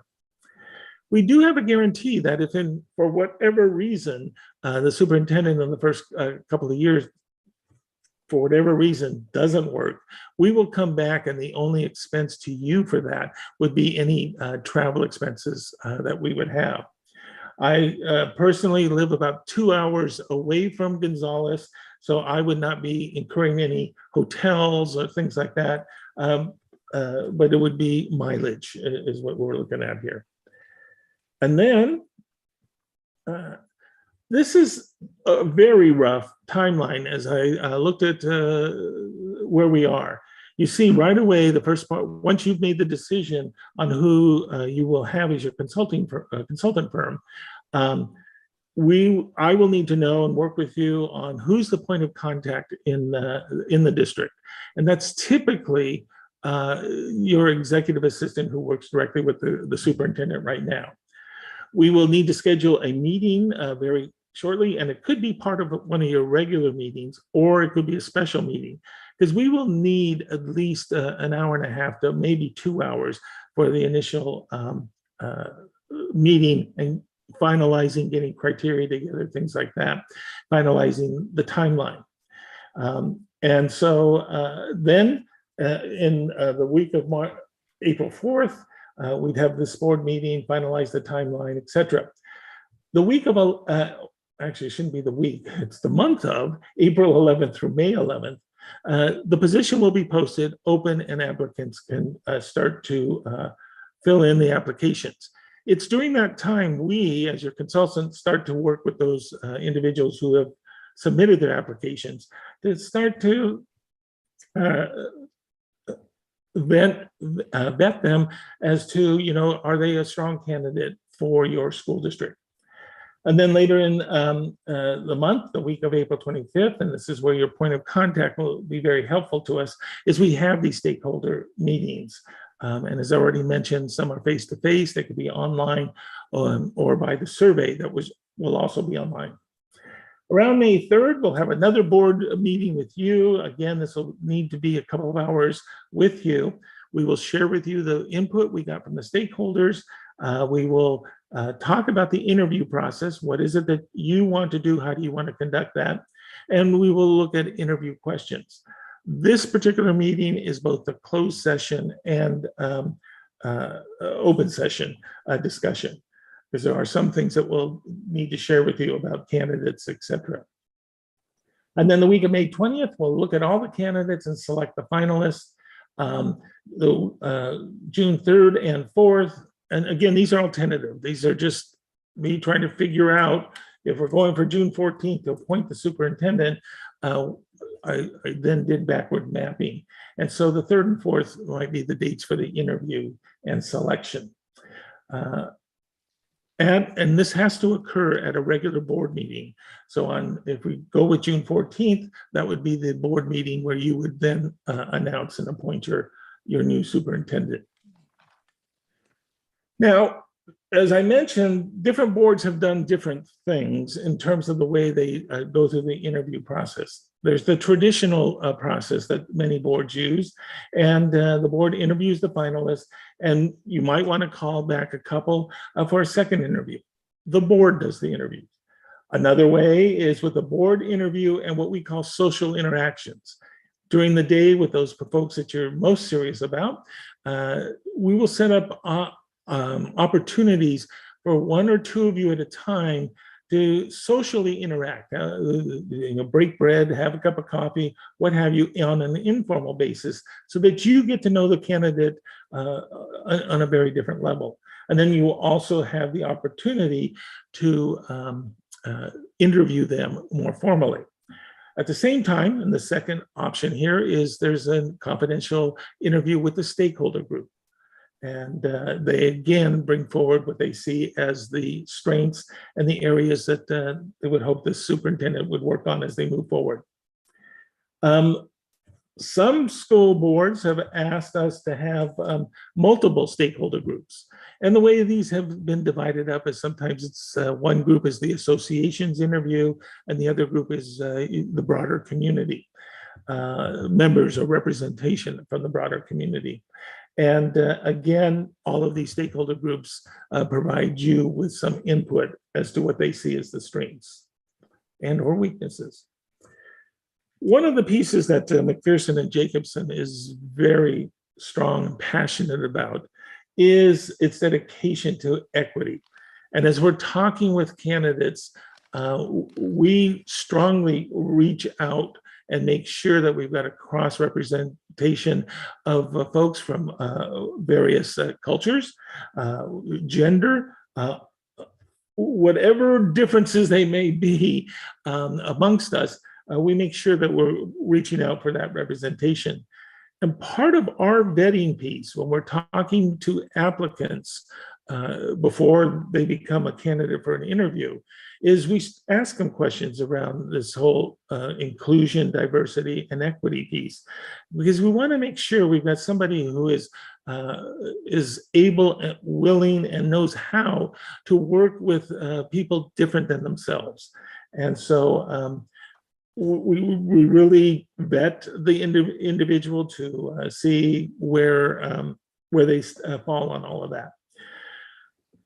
We keep all of their names confidential till through the pathway, and this is for professional reasons for both you as a school board as well as for the candidate themselves.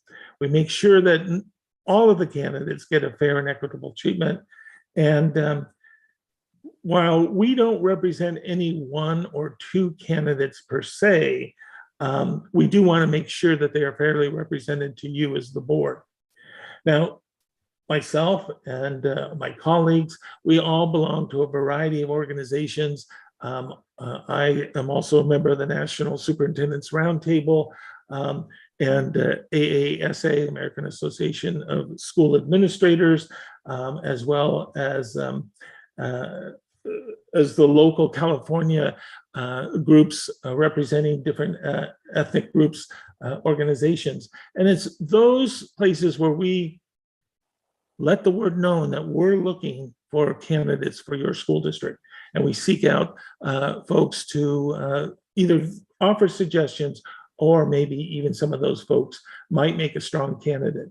It's not just waiting for applications. We know that some people may not even think about Gonzales, and just putting, whispering in their ear, you may want to look at this one, will make the pool of candidates even much more, that much more broad. You have this next piece with a lot of words on it here on page 21 in the proposal, but this is the cost for the search as we propose to you, not to exceed $17,500, and that's with any additional expenses, what have you. And it includes the 5 phases we talked about. It includes advertising in EdCal, EdJoin, doing the stakeholder meetings. It says here one day that is kind of a yes, no, because sometimes depending on how we're able to schedule, it may take more than one day. The surveys, we also, in some cases, do video interviews of candidates. Sometimes we find that their paperwork says one thing, and then when we sit down and talk to them, we get a different impression. And so we will sometimes do video interviews. We do a criminal, financial, and credential verification. You know, right now with social media, we can learn a lot about somebody, but we also have folks on staff that are skilled in finding out this sort of information about candidates. We do have our company staff that supports us as well. So it's not just the consultants out here, but we have in our home office folks helping us. And then you see, as I've already mentioned, the travel expenses and office expenses are all included in that. We will assist you if you believe that the job description for the superintendent needs to be updated. We will assist in helping you develop an effective contract with your new superintendent. And I see that you have, you work with Lou Lozano and his folks, and trust me, he has negotiated contracts for me, so I'm very familiar with his, with that firm. And then if the board chooses, we will help arrange for an on-site visit to the finalists. And that's, again, a board decision if you want to do that. Bottom line, it's all about our students, all about our kids. Who's going to be able to come and help lead the district, help you as you develop your mission, your goals, and where you want to be in the next several years, and for success. And so that is McPherson and Jacobson. This is our contact information. I would be one of your consultants. We learned about this just yesterday afternoon, and the second consultant, there would be two of us, hasn't responded to our request to see if their help would be able to help on this particular search. But there will be two consultants, myself being one of them. And with that, let me open it up to you for questions. Mr. Lopez, any questions? Thank you so much for your presentation. No questions at this time from me. Ms. Cuevas? Yes. So sometimes despite the most detailed screening processes and evaluation procedures, a bad hire slips under the cracks. So I'm wondering, what would the agency offer? Would you guys offer like a refund or some remedies? If the candidate doesn't work out, is that what you're asking? Right. What we do is we do have a guarantee if in the first 2 to 3 years, for whatever reason, the candidate does not work out, we will come back, and the only expense to you would be the expenses incurred, travel, that sort of thing for the consultants. But that's what we would do, is we would redo the search for you. But we believe our process is so comprehensive and transparent that you saw earlier on an earlier slide, the percentage of folks who are still in their positions. That's what we're going for. Okay, yes, I heard you mention the mileage, but I just wanted a more detailed answer. So thank you very much for that. Sure. Mr. Ayam? Thank you for your presentation. I do recognize you actually and your firm from the CSBA conference. There you go. Yes, so we were there. Yeah, that's right. I thought you guys gave a very good, detailed presentation. And Thank you. I was wondering, what do you attribute your success to? I'm looking at the 75% of superintendents that you guys recruit stay at the districts for at least 5 years. That to me is pretty good. And actually even the 50% staying past 15 years, that is impressive. So what do you attribute those type of numbers to? For us as consultant, the most time-consuming part of this is doing reference checks. And it's not just the reference checks of who the candidate puts on their form. When we talk to those people, we ask them, who else should we talk to about that? And again, because we have as many consultants as we do in California, we talk among ourselves as to, okay, we've got this candidate, who else should we talk to? So what we do is we truly reach beyond who they give us as their reference letters, as well as who's on their reference sheets. And, in one search, both the other consultant and myself, there were several candidates that go, wait a minute, I know somebody in that district. And we would reach out into that district. We let the candidates know we're going to do this. And if there's any pushback from the candidate as to, no, don't do that, we then spend some time with the candidate wanting to know why they don't want certain things known, et cetera, et cetera. But we spend a great deal of time before we bring our recommendations to you, vetting them and going through the references, looking at their track records, that sort of thing. Ms. Flores? Thank you. No, I guess my question would be, when you are seeking out the input from parents, the stakeholders, what is your guys' strategy to make sure that we have everybody kind of within our community represented as far as marketing and reaching out to people to participate in these sessions that you do? And this is where the point of contact person in your district is very helpful to us. While we study your district, get to learn a lot about your district, we don't know everything about your district. And one of the conversations with you as the board is, here's who we suggest we talk to. Is there anybody we left off? And you have the opportunity to add, or you may say somebody on our list, you really don't need to talk with that group, et cetera, et cetera. And so what we then do is we do a large advertising campaign. We make sure that everything's done in multiple languages. Matter of fact, if you were to go to our website and just look at one of our searches and look at some of the surveys that are out there right now, you will see them in multiple different languages. And that's also the reason why we do face-to-face, online, as well as the survey. Some folks, for a variety of reasons, can't do the face-to-face. Some people are uncomfortable in that situation, don't want to speak up, or just timing, their work schedules, et cetera, don't allow them to do that. So then we do the virtual interviews. And I can tell you, I have done virtual interviews at 7 o'clock on a Friday night because that worked for a particular group of stakeholders. So we make that available as well as the online. And again, working with you, the point of contact in the district, we do everything we can. Where do we need to be to get people to come and talk to us? Okay, thank you. I had two questions. You had mentioned about the coaching that you stay on after the fact, if coaching is necessary. How long do you is generally coaching provided for anybody that's onboarded a selected candidate? I'm going to answer that with it depends.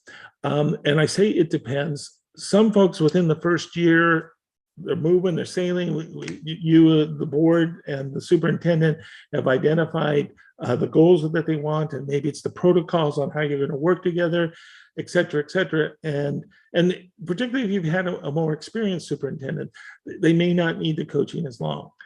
I am now still working with one candidate for 3 years, brand new superintendent, and this is his third year. And it's much more a matter of just, do I feel comfortable? And of course, these last 2 years in the midst of the pandemic, everybody was trying to figure it out. Like Marvin, hello there, Marvin. I don't know if you remember me from South Monterey County, but like Marvin, I just finished an interim superintendency right in the height of this pandemic, and that's what we're finding folks are wanting coaching about, because there's so many pressures from so many different elements coming at superintendents and school boards that folks are just wanting to talk through. So it can be at least a year. As I said, I'm now on the third year with one individual. And then my second question, looking at the calendar, and obviously this is probably peak season, all over California. Right.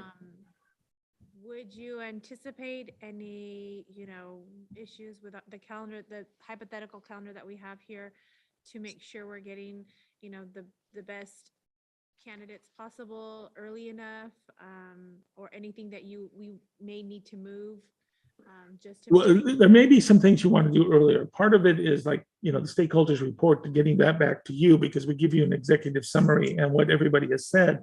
That takes a little bit of time.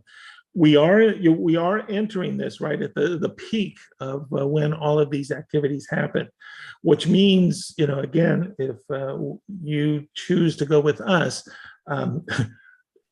as soon as I get that word, I will start making calls, et cetera, and trying to get folks to start to consider this.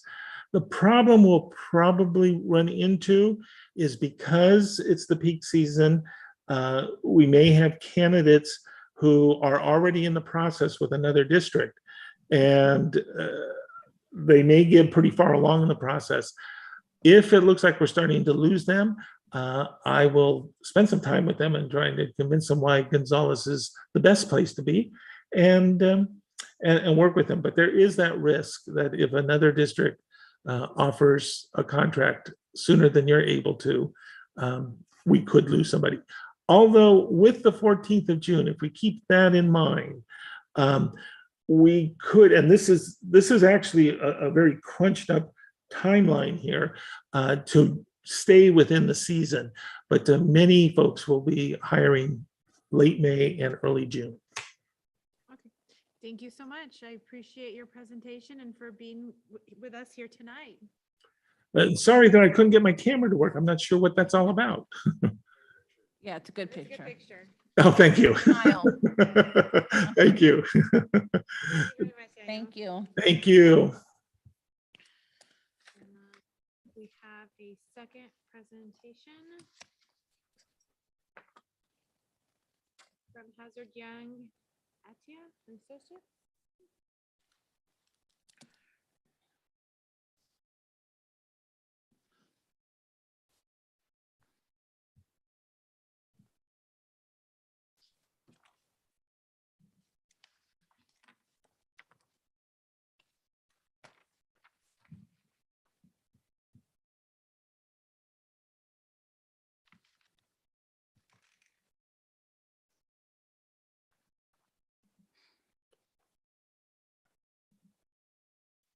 Martha, can you hear us?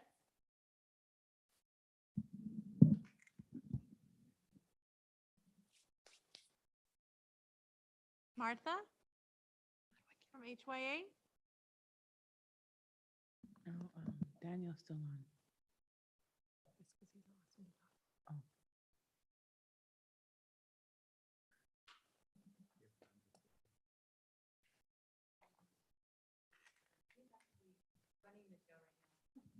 Oh, she's getting ready.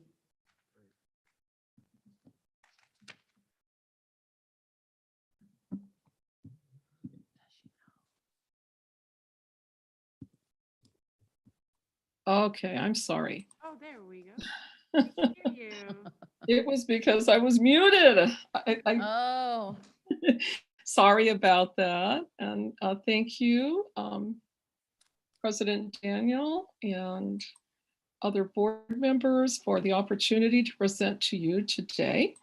I am representing Hazard Young and Atia and Associates. And just as you heard from McPherson, we were really notified on a very, very, very short timeline. So, but we are glad to be here tonight. I would like to take this opportunity to, okay, let's see, here we go, to introduce ourselves. And I'm going to start with Alejandro. Are you on the line also?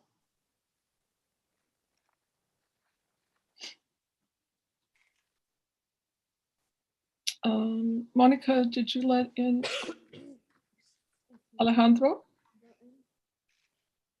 Okay, I can't hear him. And rather than waste your time, I'm just going to go ahead then and introduce myself and tell you a little bit about Alejandro. So Alejandro Hogan is a retired assistant superintendent from Salinas City Elementary School District. He has probably over 15 years of experience in human resources as an assistant superintendent. He's also served as a superintendent for South San Francisco and just happened to be my assistant soup of HR when I retired from Salinas City Elementary School District in June of 2020. I am Martha Martinez, and I retired, as I just said, with 45 years of experience in public education. Started off my career as a paraprofessional and ended it as a superintendent. So everything in between there, I did. Teacher, principal, central office staff. I've worked at county office for 6 years. I worked at North Monterey Unified School District as assistant soup of ed services, and I ended my career at Salinas City. And by the way, fell in love with Monterey County. My heart's still there, even though I currently reside in Gilroy. So retirement during a pandemic opens the door for other opportunities. And so one of the things that I currently do is I am a co-executive director for the California Association for Latino Superintendents and Administrators. And I am an associate for HYA, that's short for Hazard Young and Atia. So again, I'm glad to be here with you today. HYA is a national executive search firm. We conduct over probably 1,500 searches right now. I am currently working on a national search for San Francisco Unified, and we'll be completing that probably by the end of April. We have over 100 associates throughout the nation and a bunch here in California. We'll show you the map in a moment. We also have a backbone staff that helps us from our, does all of the the portals that you would be have access to, especially as we gain the. Just if I can, there we go. If I can, we have portals where we house all the applicants that you would have access to, and all that happens back in our office. So what makes us unique? Well, of course, we have the national reach, and we have a proven track record. I didn't bring the stats out, but we have similar success records, as you just heard. One of the stats that I wish I probably should put in the slides, but is that also we have a great track record of hiring superintendents, specifically of color, and have those longevity positions with throughout the US. We use a community and stakeholder engagement that is research-based. I'll go a little bit more into detail in that in another slide. Of course, we do pre-screening of our applicants. We do a slate presentation. And as I said, we have corporate support from our main office. Our process is a 4-stage process. It begins with an engage phase, and it moves into recruitment and then selection and into the transition stage. You're going to hear a lot about the same things that you heard with McPherson. And by the way, we compete against each other, but we have great respect for one another. I think that almost all of the associates from the other firms are highly professional. I know Daniel, he knows me, we know each other, and we have grand respect for each other. So it's really your preference as a board of who you choose to work from. In the engage stage, the very first thing that has to happen, and you see that on the timeline, is to have a planning meeting with the board. This is your search. This is your search for your new leader.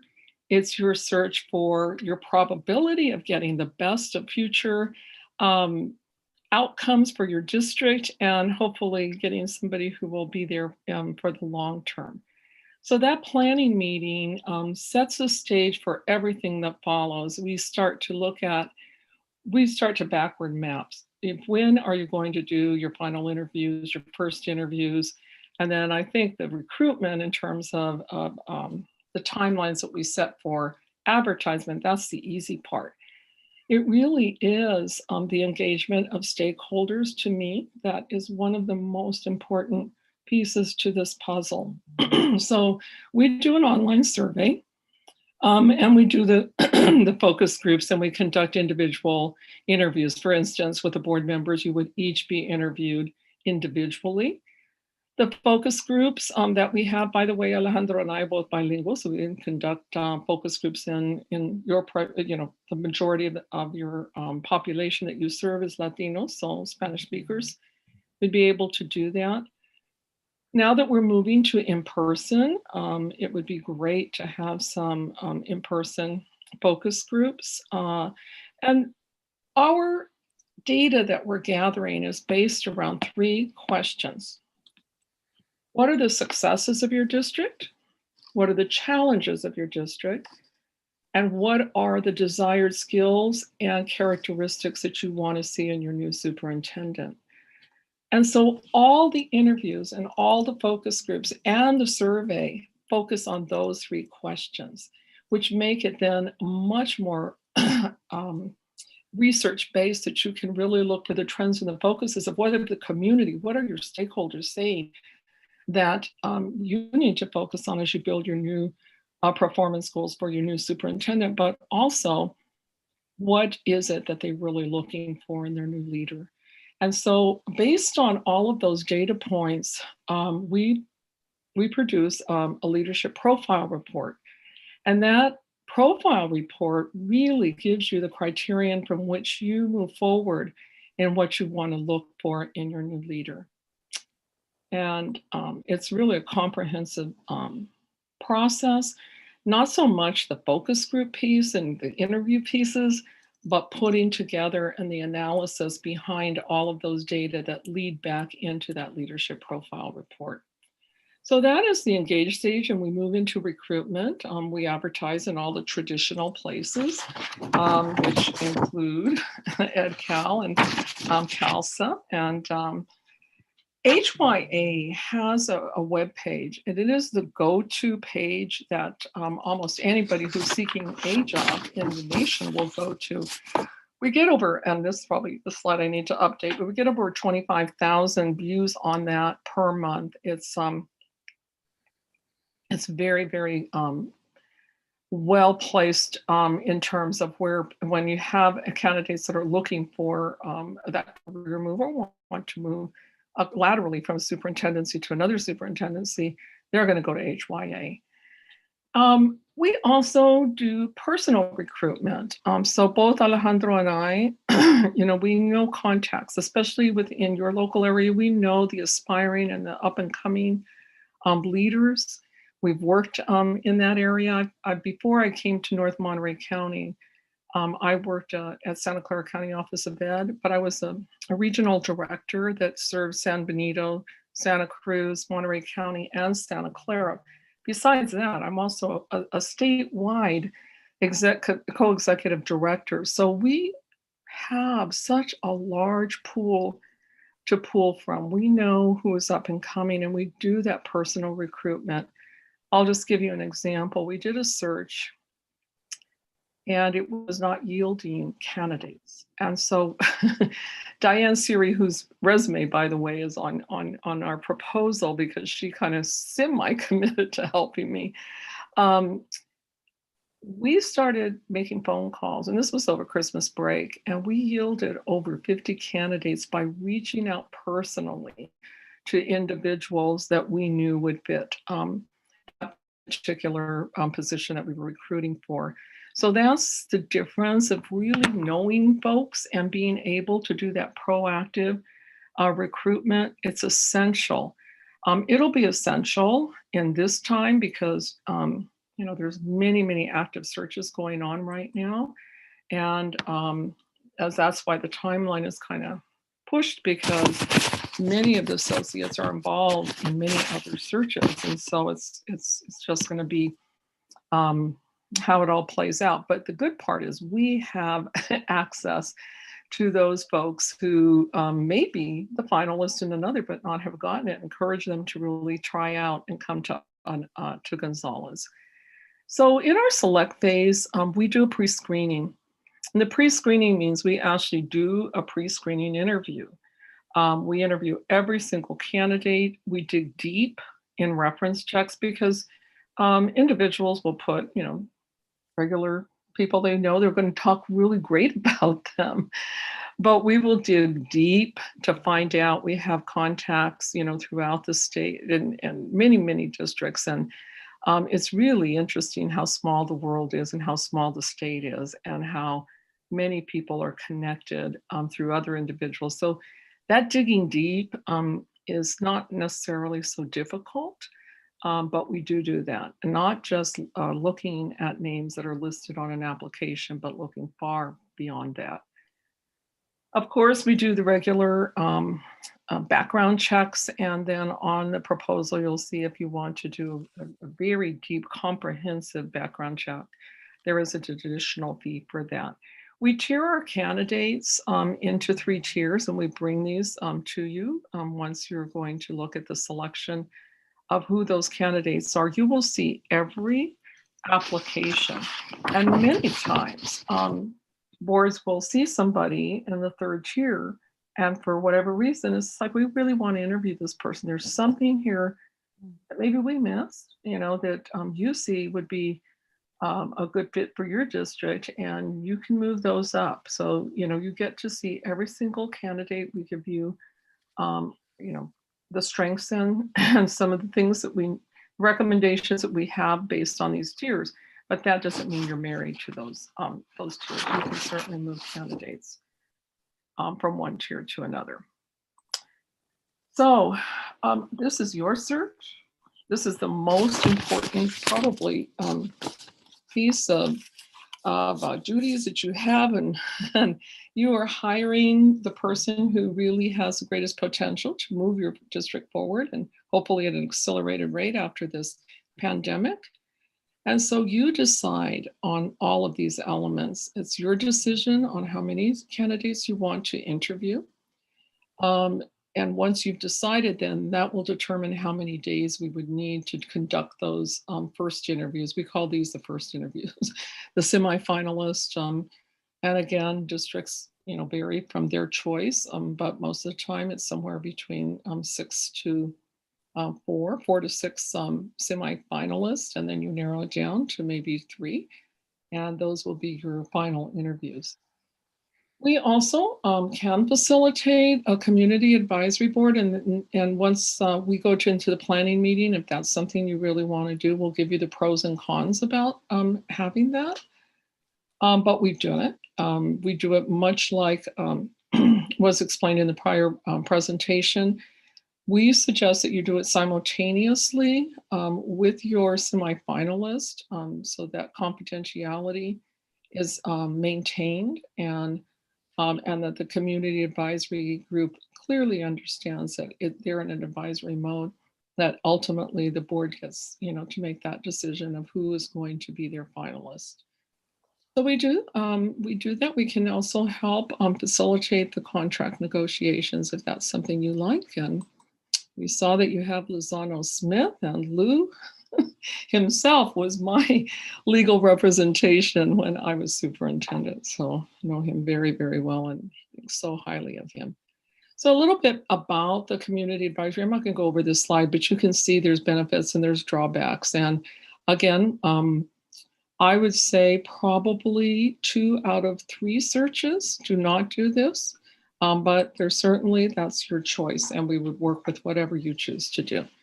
So in the transition stage, we don't leave you once you decide that a superintendent is going to be. We will stay with you. We'll work with you through the transition. We begin by meeting with the new superintendent and the board to go over, again, that community leadership profile. The profile report serves such a critical piece around who you're looking for, and then what the community has clearly told you are the needs of the district and what are the challenges. And you want to be really cognizant of that as you build your goals for your new president. So we use that as the talking points really about how you might want to establish goals for your new superintendent. But appointing them is just, the very first step towards accomplishing your organizational and student goals for success. And so again, we're here to help you in doing coaching if that's what you choose to do. Many times, what I have found is that many of the superintendents coming in, they have identified, one person, or it's usually not an organization. It's usually a person that they want to serve as their coach. They may have relationship with them, and they may not. And but we're here to help you with that end if that is what you would like. We also offer the governance workshops to really help you set those goals together, and any kind of evaluation instruments that you'd like to do. If you'd like help with that, we also do that. Here is our charge, and we do have the same guarantees, I think, that you heard last time. These are, I think, very clear around what you would receive in terms of both services. Now, this is an interesting slide because we guaranteed that if for any reason in 1 year, you're not satisfied with the candidate that you've selected, we would conduct this search free. And then 2 years if the board remains in the same place. And I see some of you have some term limits up in 2022. So this is a very important statement to think about. We also have a price match as long as we're comparing apples to apples. And I think what I'm hearing, because unfortunately, I guess for me, I heard the prior presentation. Usually I don't stay in the room to listen to the other presentations, but this is apples to apples. I think one of the things that we do, and we do it extremely well, is that leadership profile report. It's comprehensive, it's research-based. And I think that that would be the price match. It would really need to look at what another firm was producing for you in terms of, is it comparable to what we do? I think all the other elements are probably pretty the same. On the focus groups, I know they had 1 day. It took us 2.5 weeks to do our focus groups with San Francisco Unified. Of course, a tremendously different district than you, but focus groups don't happen in a day. They happen over probably for a district the size of Gonzales, I would say over 3 to 4 days, which is essentially a week. Here is our timeline. And again, there's lots of to be determined in here. Again, your end date would probably be right now as we're entering the process around that June 14th time. So, and again, the most important meeting is the sooner we get a planning meeting in place.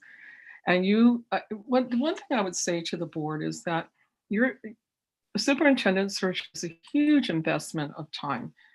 It is probably going to be at least 20 hours or more from each one of the board members' time. Board president, we're going to become best friends. So we're going to be talking to you a lot. And so from the board president, it's a tremendous investment of time. So I would just say that, it's not an easy process. At the end of the day, I'm hoping that, you are very excited about the potential and the opportunities that you have as you're looking forward to having a new leader in place and really propelling your district forward. But it is a huge investment of time. And I don't want you to go away thinking, as you heard in the prior presentation, we need point person. That point person's time is going to be infringed in also. I heard your technology presentation tonight. Your IT people are going to be impacted because you got an online survey to do. So there's a huge investment from the district. Ultimately, it'll be great because you'll yield a new leader. But I want to be honest with you, just so you know, going in, it's going to be an investment of time. And I'm open to Q&As. Jose, did you have any questions? Thank you, first of all, for your presentation. Can you just refresh? You talked about the price matching, and I just wanted to get some clarification on that, or what exactly do you mean by that? Yeah, I talked a little bit on that. Yeah, I would have to really look at what they offer and see their end product. I could share our end product with you in terms of the leadership profile report, in terms of the times. I think, the prices are based on an estimation of time that the consultants or the associates are going to be taking into the search. And when you divide that by at least 2 people, that's where the cost is kind of buried in there. But the end product, what is, different companies have different things. We have a research-based report that we're filing. We're very proud of it. We spend a tremendous amount of time compiling that data, analyzing that data across all the stakeholder groups. And so that to me might be the tipping point. The number of days that you're spending doing the interviews and focus groups. is another determinant because again, that's, you know, the consultant's time in your district and, or we could also do hybrids. You know, there's a lot of hybrid models, but the time is still there. You're still going to allot at least an hour to 2 hours for focus groups. And focus groups would be, I'm thinking in a district your size, probably between 15 to different 20 groups. You want to do your unions, you know, both classified and certificated. You want to do your teacher groups at each one of the schools. You want to do your administrators. You want to do you want to do central office staff. And then community group based organizations. I know that Gonzales, you're very involved with your city, you have great relationships. So we want to interview some of those city leaders. We want to so, you know, there's just a whole bunch of folks that you want to do that with. That does not happen in a day. It happens over 3 to 4 days minimally. And so, again, the cost is incurred by those days and the time invested into the process. Thank you so much. Thank you. Ms. Gomez? No questions. You answered it in your presentation. Thank you. Mr. Ion? Yes, thank you. Thank you for your presentation. You mentioned in the beginning that you are currently engaged in a search team for a superintendent and scheduling and scheduled to finish in April. Correct. And this, Yep. And so my question is, and I'm looking at the tentative timeline, would that pose any type of conflict as far as your availability is? not at all, because that time has been, and like I talked about that planning meeting. Well, unfortunately, in the district, and again, this is San Francisco, they just had a recall of 3 of their commissioners. And so those 3 new commissioners were just appointed about a week and a half ago. It pushed our timeline out by a whole month. But the good part is today we landed all the dates we needed to finish the process. And so your timeline, which we already had tentatively on the calendar, the timeline that I developed for your district already had marked off the time that I have to devote. And it's basically right now in that process, it's the interviews. So the first interviews and the final interviews, those are 2 to 3 days on both of those weekends. So I essentially won't have very many weekends in April available. Okay. Thank you. Is there a difference between your community advisory committee and your focus groups? Absolutely. Yes, the focus groups are some of the ones that I just talked about. So we'd like to get your bargaining units is one group, a classified, certificated. Those would be focus groups comprised of just those folks. And then we would have a focus group maybe with, well, certainly be with your middle school, your high school, your elementary schools. We'd invite all teachers from the schools to be involved in that focus group. The community advisory, you heard your certificated bargaining unit today, so you wanted to have involvement in the superintendent search. Essentially, if I understood them correctly, they're saying we want to be part of that community advisory group. Community advisory group, actually, you have a select group of individuals. It could be community representatives, a union representative, maybe administrative representatives on there, a variety of folks that would come together on the day that you are conducting your, well, this is the way we do it. And it doesn't, not all firms do it this way. We do them simultaneously. You're interviewing your semifinalists. We have the community advisory group, again, select individuals that are interviewing also the same candidates you are. And then, so there's a little bit, when you do that process in that way, there's less opportunity for confidentiality to be compromised. So the community advisory group, you want to hold to the highest levels of confidentiality, because the people that are coming, the folks, the candidates that are applying, they may not want their other districts to know.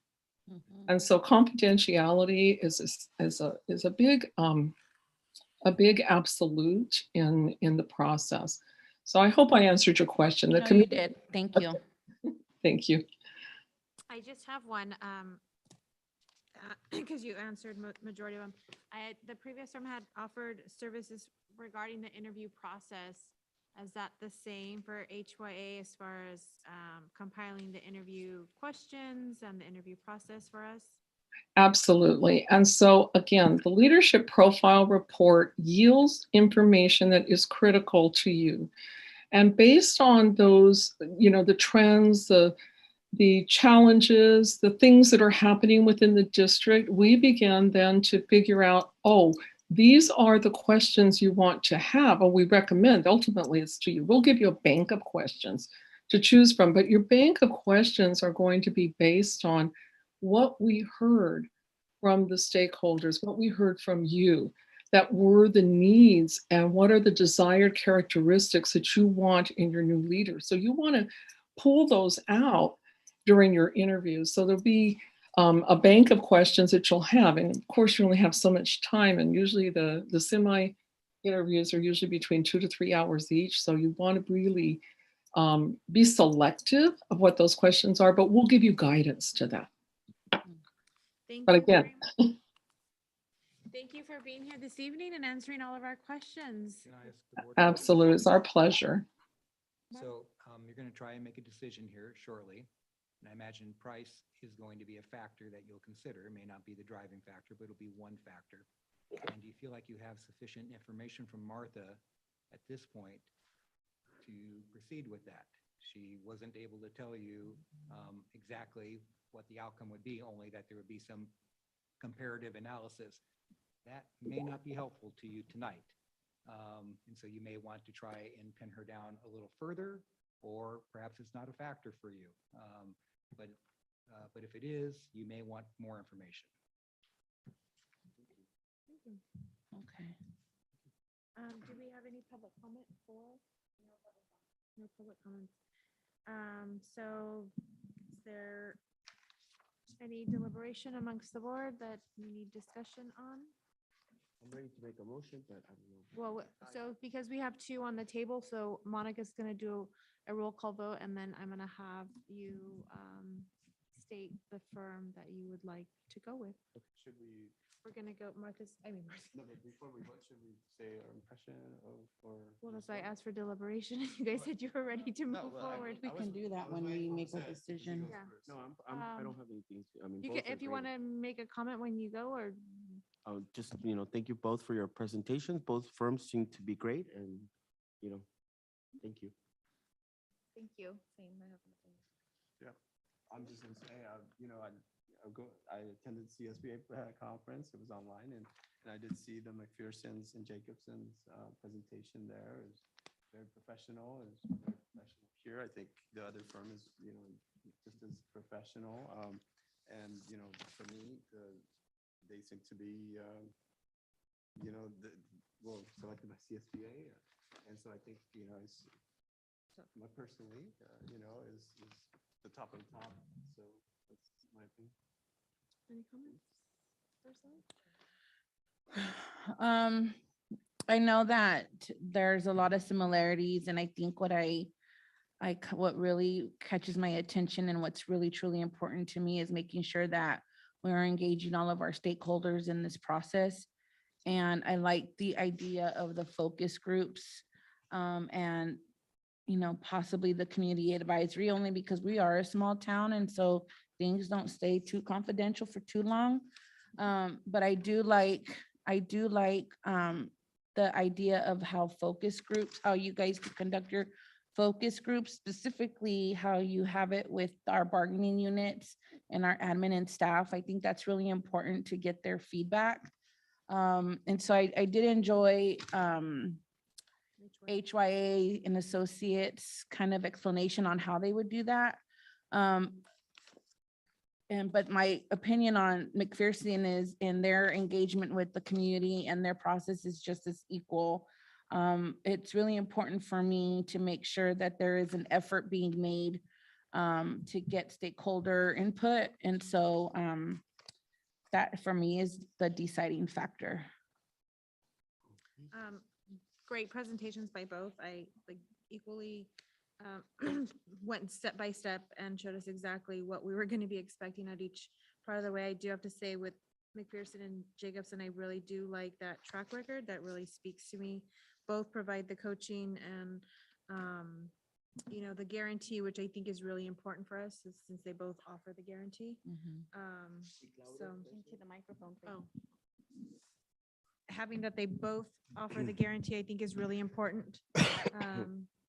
And I think this is one of the reasons why we are deciding to go with a search firm instead of doing it on our own, is because we have some insurance built in with both of these. So Great.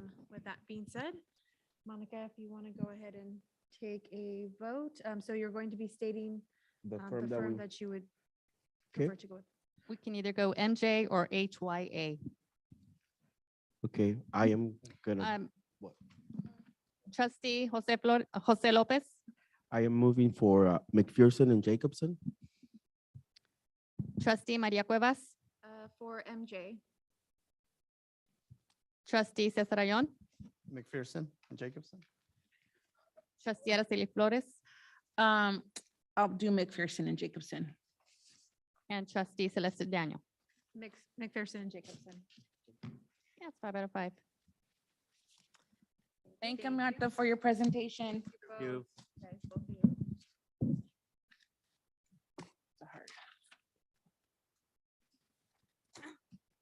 Moving on to item 13.4, approval of the Beyond the 100-mile limit travel request for GHS students to attend CSU Fresno on the Educational Talent Search ETS program, March 25th. So move, Araceli. Moved by Ms. Flores, Second by Mr. Lopez. second by Mr. Lopez. All those in favor? Aye. Anybody opposed? Motion passes. Item 13.5, approval of the Beyond the 100-mile travel limit request for GHS students to participate in the CSU Fresno English Development Institute and the STEM Academy. Really quickly, I have to go back. Do we have any public comments on any of our action items?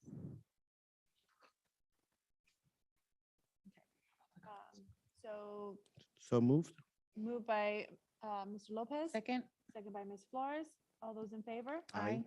Anybody opposed?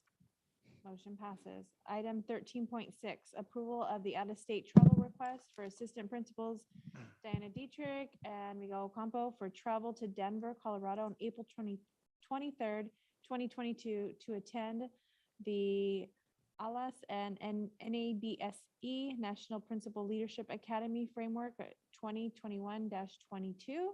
So moved and Moved by Mr. Cuevas? Lopez, second by Ms. Cuevas. All those in favor? Aye. Anybody opposed? Motion passes. Item 13.7, certificated personnel assignment order number 21-22-93 to open one sixth grade teacher position at Fairview Middle School effective 2022-2023 school year. Can I get a motion? so moved. Second. Moved by Mr. Lopez, second by Ms. Flores. All those in favor? Aye. Anybody opposed? Motion passes. Item 13.8, certificated personnel assignment order number 21-22-94 to open one special education SDC teacher position at Fairview Middle School effective 2022-2023 school year. Can I get a motion? So move. Moved by Ms. Flores. Second Cuevas. Second by Ms. Cuevas. All those in favor? Aye. Aye. Anybody opposed? Motion passes. Item 13.9, consideration to approve certificated personnel assignment order number 21-22-95 to open up 3.6 FTE Spring Academy hourly teacher positions at La Gloria Elementary School, grades 3 through 5, effective 4/15/2022. Can I get a motion? So moved. Moved by Mr. Lopez, second by Ms. Flores. All those in favor? Aye. Anybody opposed? Motion passes. Item 13.10, consideration to approve certificated personnel assignment order number 21-22-96 to open up 3 .2 FTE pathway to reclassification hourly teacher positions at La Gloria Elementary School effective 2/22/2022. Can I get a motion? So So move. moved. Second. Moved by Ms. Flores, second by Mr. Lopez. All those in favor? Aye. Aye. Anybody opposed? Motion passes? Regarding the next item, Yes. I'd like to make a request that this item be tabled. The administration became aware of some information after the approval of the agenda, so we'd just like to table it till the next meeting. Okay. For clarification, What item? which item? 13.11, we're going to go ahead and table for the next meeting. And it's because we Motion? just found out. So motion to move item number 1311 and table it for next meeting. Motion was made by Ms. Flores. Can I get a second? Second by Ms. Cuevas. All those in favor? Aye. Thank you. The motion, the item is tabled.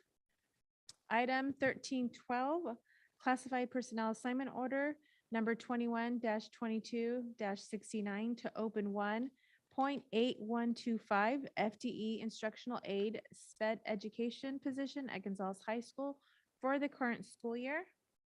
So moved. Moved by Mr. Lopez, Second. second by Ms. Flores. All those in favor? Aye. Anybody opposed?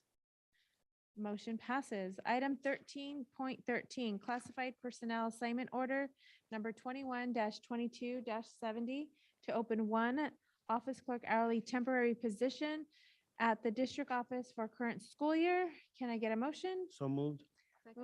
Moved by Mr. Lopez, second by Ms. Cuevas. All those in favor? Aye. Aye. Anybody opposed? Motion passes. Item 14, consent agenda.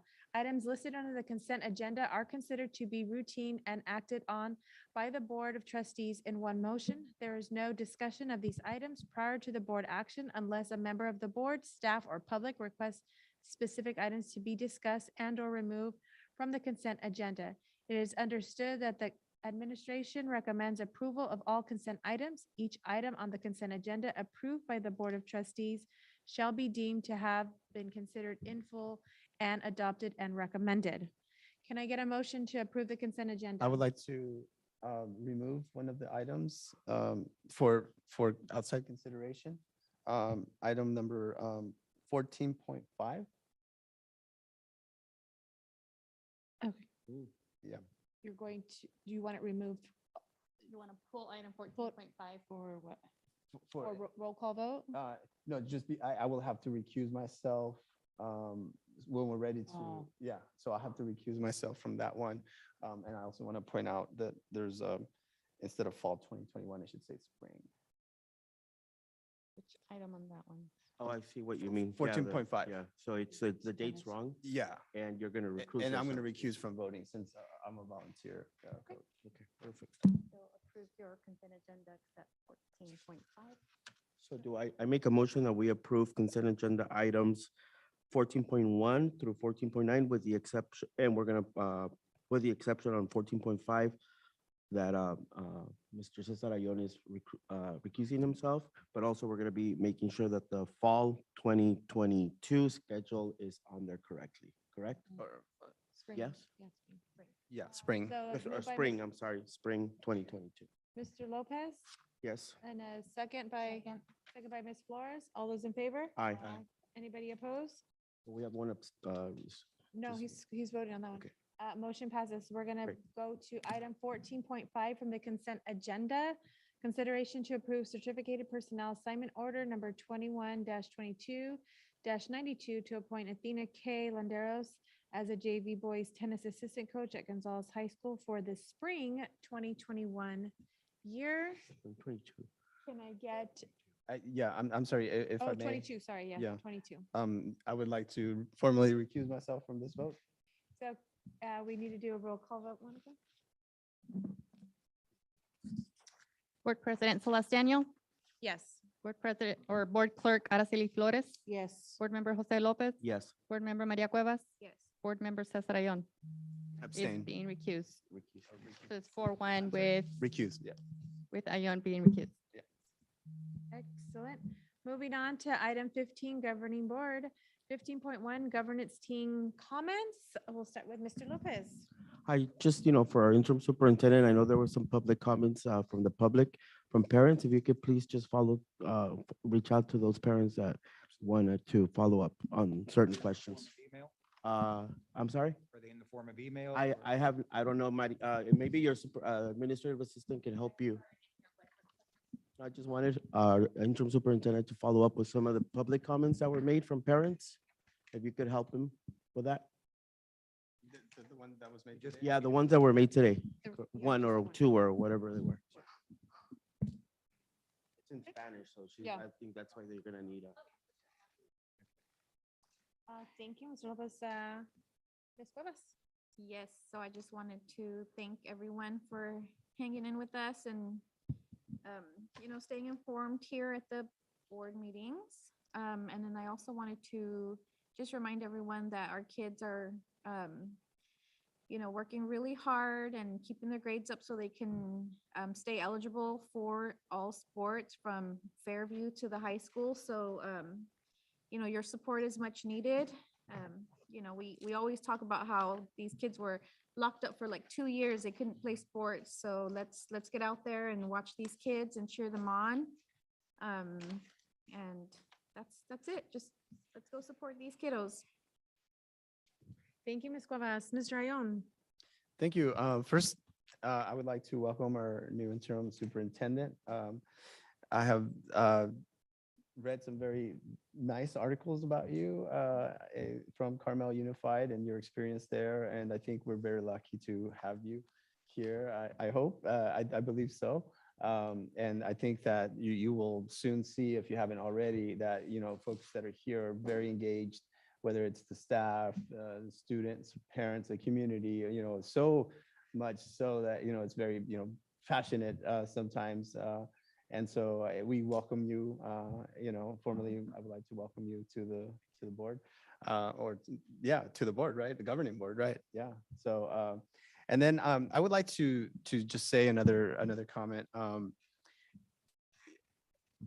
I think in the past, whether it's been a perception or an idea that folks, no matter who they are, whether they are staff, students, community members, are limited to, or maybe do not feel comfortable making a public comment. I really would like us to move forward from that, because I think public comments are so useful.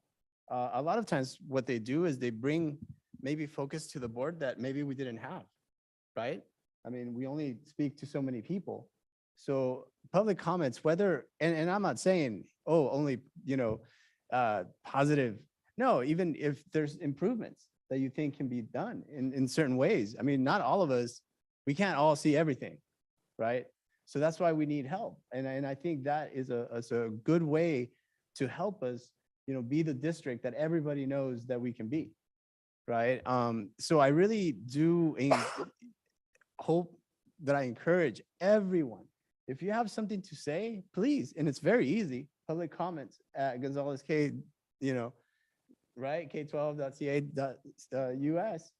and you can just write an email and we will read your public comment. You don't have to attend the meeting. You can write it in Spanish. Today we had one in Spanish, we'll read it, right? And so please, because I think for us, your participation is what's gonna help us, right? When Dr. Drake presents a report, I might have some questions, but you may have some questions, right? Maybe something I didn't consider, right? Maybe something, another board didn't consider, another board member didn't consider. And guess what? Your public comment now is at the board level where we say, hey, you know what? That was a good comment. Mr. Superintendent, can we have maybe a report on that? To maybe better understand it, right? So it's your direct access to being engaged, because for us, we can only ask so many questions, right, that we know about or that we think about. But you being engaged would allow us to better do our job. I firmly believe that. And not just, in any family situation, there's always good things happening, and there's some things that we can improve, right? But if we don't put focus to that, how can we address it? right? How can we make it better? How can we improve it? Right? And I think that's the importance of public comments. So please, and I mean, by all means, if your public comments are like board member Ayon speaks too much, that's fine, please. I welcome you. Go ahead, that's okay. Because if we allow comments that are only beneficial, we really limit ourselves, right? So we also need comments of improvement, right? A pat on the back when we did good, and maybe a little, hey, how about we do this? How about we do that?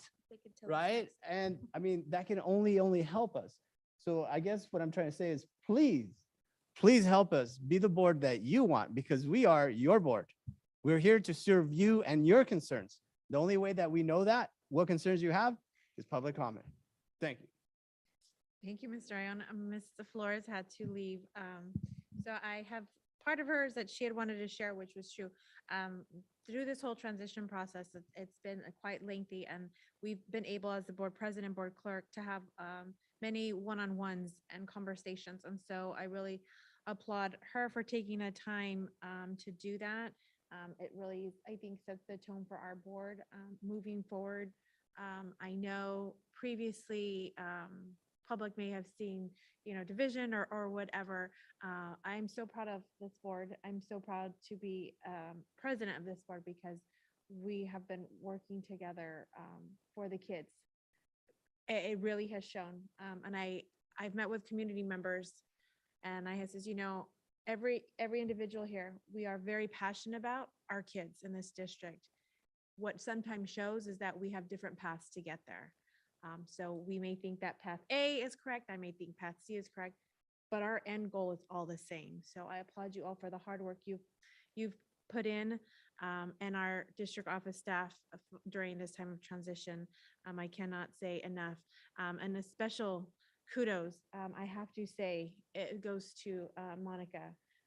She has been a tremendous support for this board during this time of transition. I think we talk every day. Now I'm going to miss that. Now we have an interim. But Monica has been, we can't thank you enough, Monica, for everything that you do for us. So I appreciate everything that you have done and being a go-to person. I'm glad to have Marvin here. I'm going to miss our daily talks. But I really do, so that the community knows our administrative assistant has gone above and beyond. So I wanted to make sure that was noted. So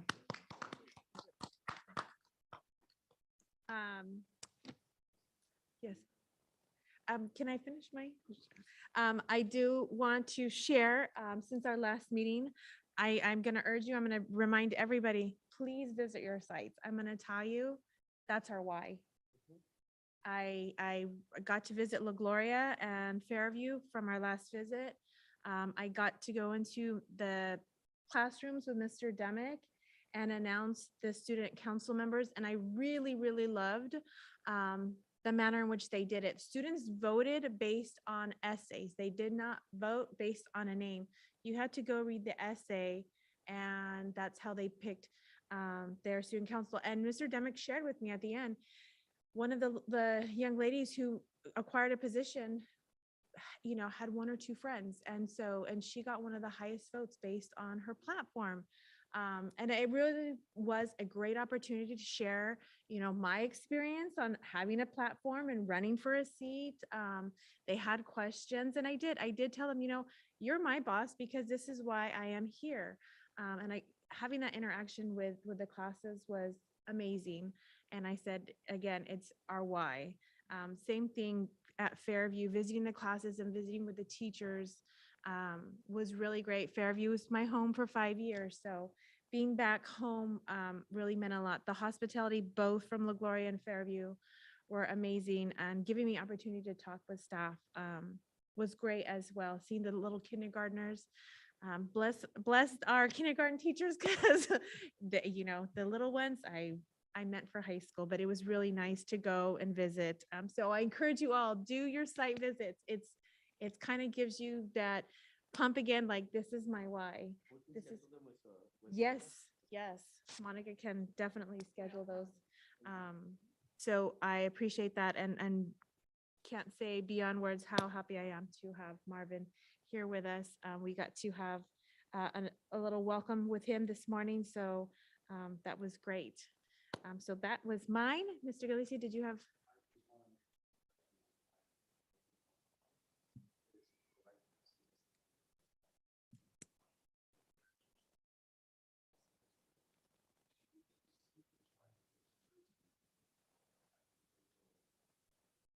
Oh, okay. Okay. So we'll go ahead and note that. Okay. Yes. Thank you. Thank you, Mr. Galicia. Moving on to item 15.2, future agenda item requests. Mr. Lopez? Ms. Cuevas? Thank you. Yeah, one of the, I'm sorry, what? So one of the comments, I'm one of the more verbose members of the school board. I used to be in planning. So yeah, one of the issues that our GTA president brought up regarding instructional minutes and a possible fine, maybe we can get a report about that at the next board meeting. I think that would be really wise. Okay. Yeah, thank you. Thank you so much. And also, on the Measure G, I think if we can get a report on that. You said, the amount of money that was left over, but what it was used on.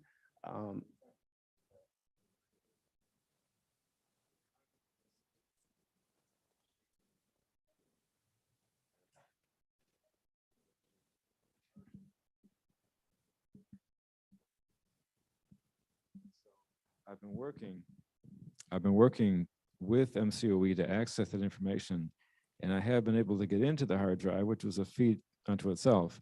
But now searching through that drive, I'm not finding yet what we're looking for. Plus, the county tells me that their system only goes back to 2001.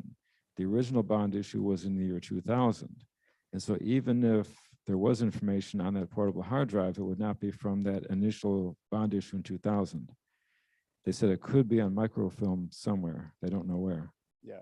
Well, and I'm sure, I mean, it was 20 years ago, right? So that is a long time, but I'm thinking, the more information that, of course, the information that you can find would be very beneficial, Yes.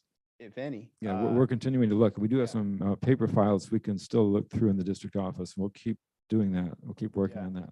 And then just, for our taxpayers, because recall that, a lot of folks after Measure G passed expected a school. And so, it would be good to kind of explain, well, okay, well, we use the funds on X, Y, Z, and of course, with the end result of this is how many funds we have left, and we can use these funds, 1.6, 1.7, on things that we don't have to use the Measure J and Measure K funds for. Yes, and there was another issue from that same Measure G in 2007, 2008. And that's what the remaining money is from. I've spoken with our bond consultant, Dale Scott, and he assures us that we can use that money. Yeah, great, because I mean, in essence, that's gaining us $1.6 million. Yes. So, Yes. That's, yeah, it'll pay for the hard drive, what? Oh, for that, that's right. So, yeah, thank you, Dr. Yes, Drake. and just to address your other point, I have shared information about the potential financial impact of the instructional minutes with other administrators, and I believe that Mrs. Daniel may have that information. Yeah, and that's fine, but if we can have it on the board agenda, that way it's, public information, it's the public's Yes. money at the end of the day, right? Yes. So we need to be transparent with our public. The only thing I am going to request is that we get an update from the high school as our graduation rate. What are we looking at for our students' graduation rate, and those students also meeting the A through G requirements, if we can get that. Now that we, okay, so that we can get that since we're already done with the third quarter now. That's my only one. Moving on to item 15.3, future meeting dates.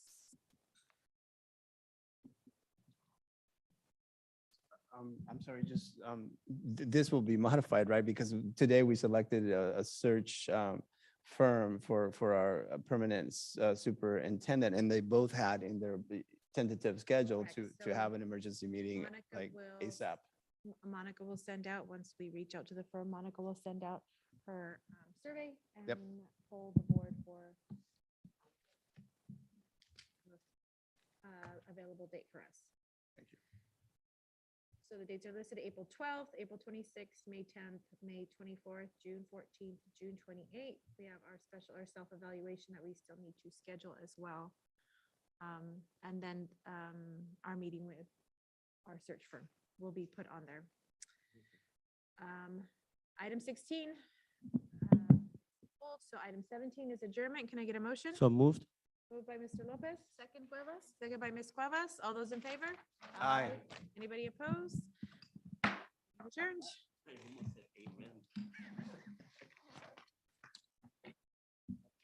Guys have a good evening. All right.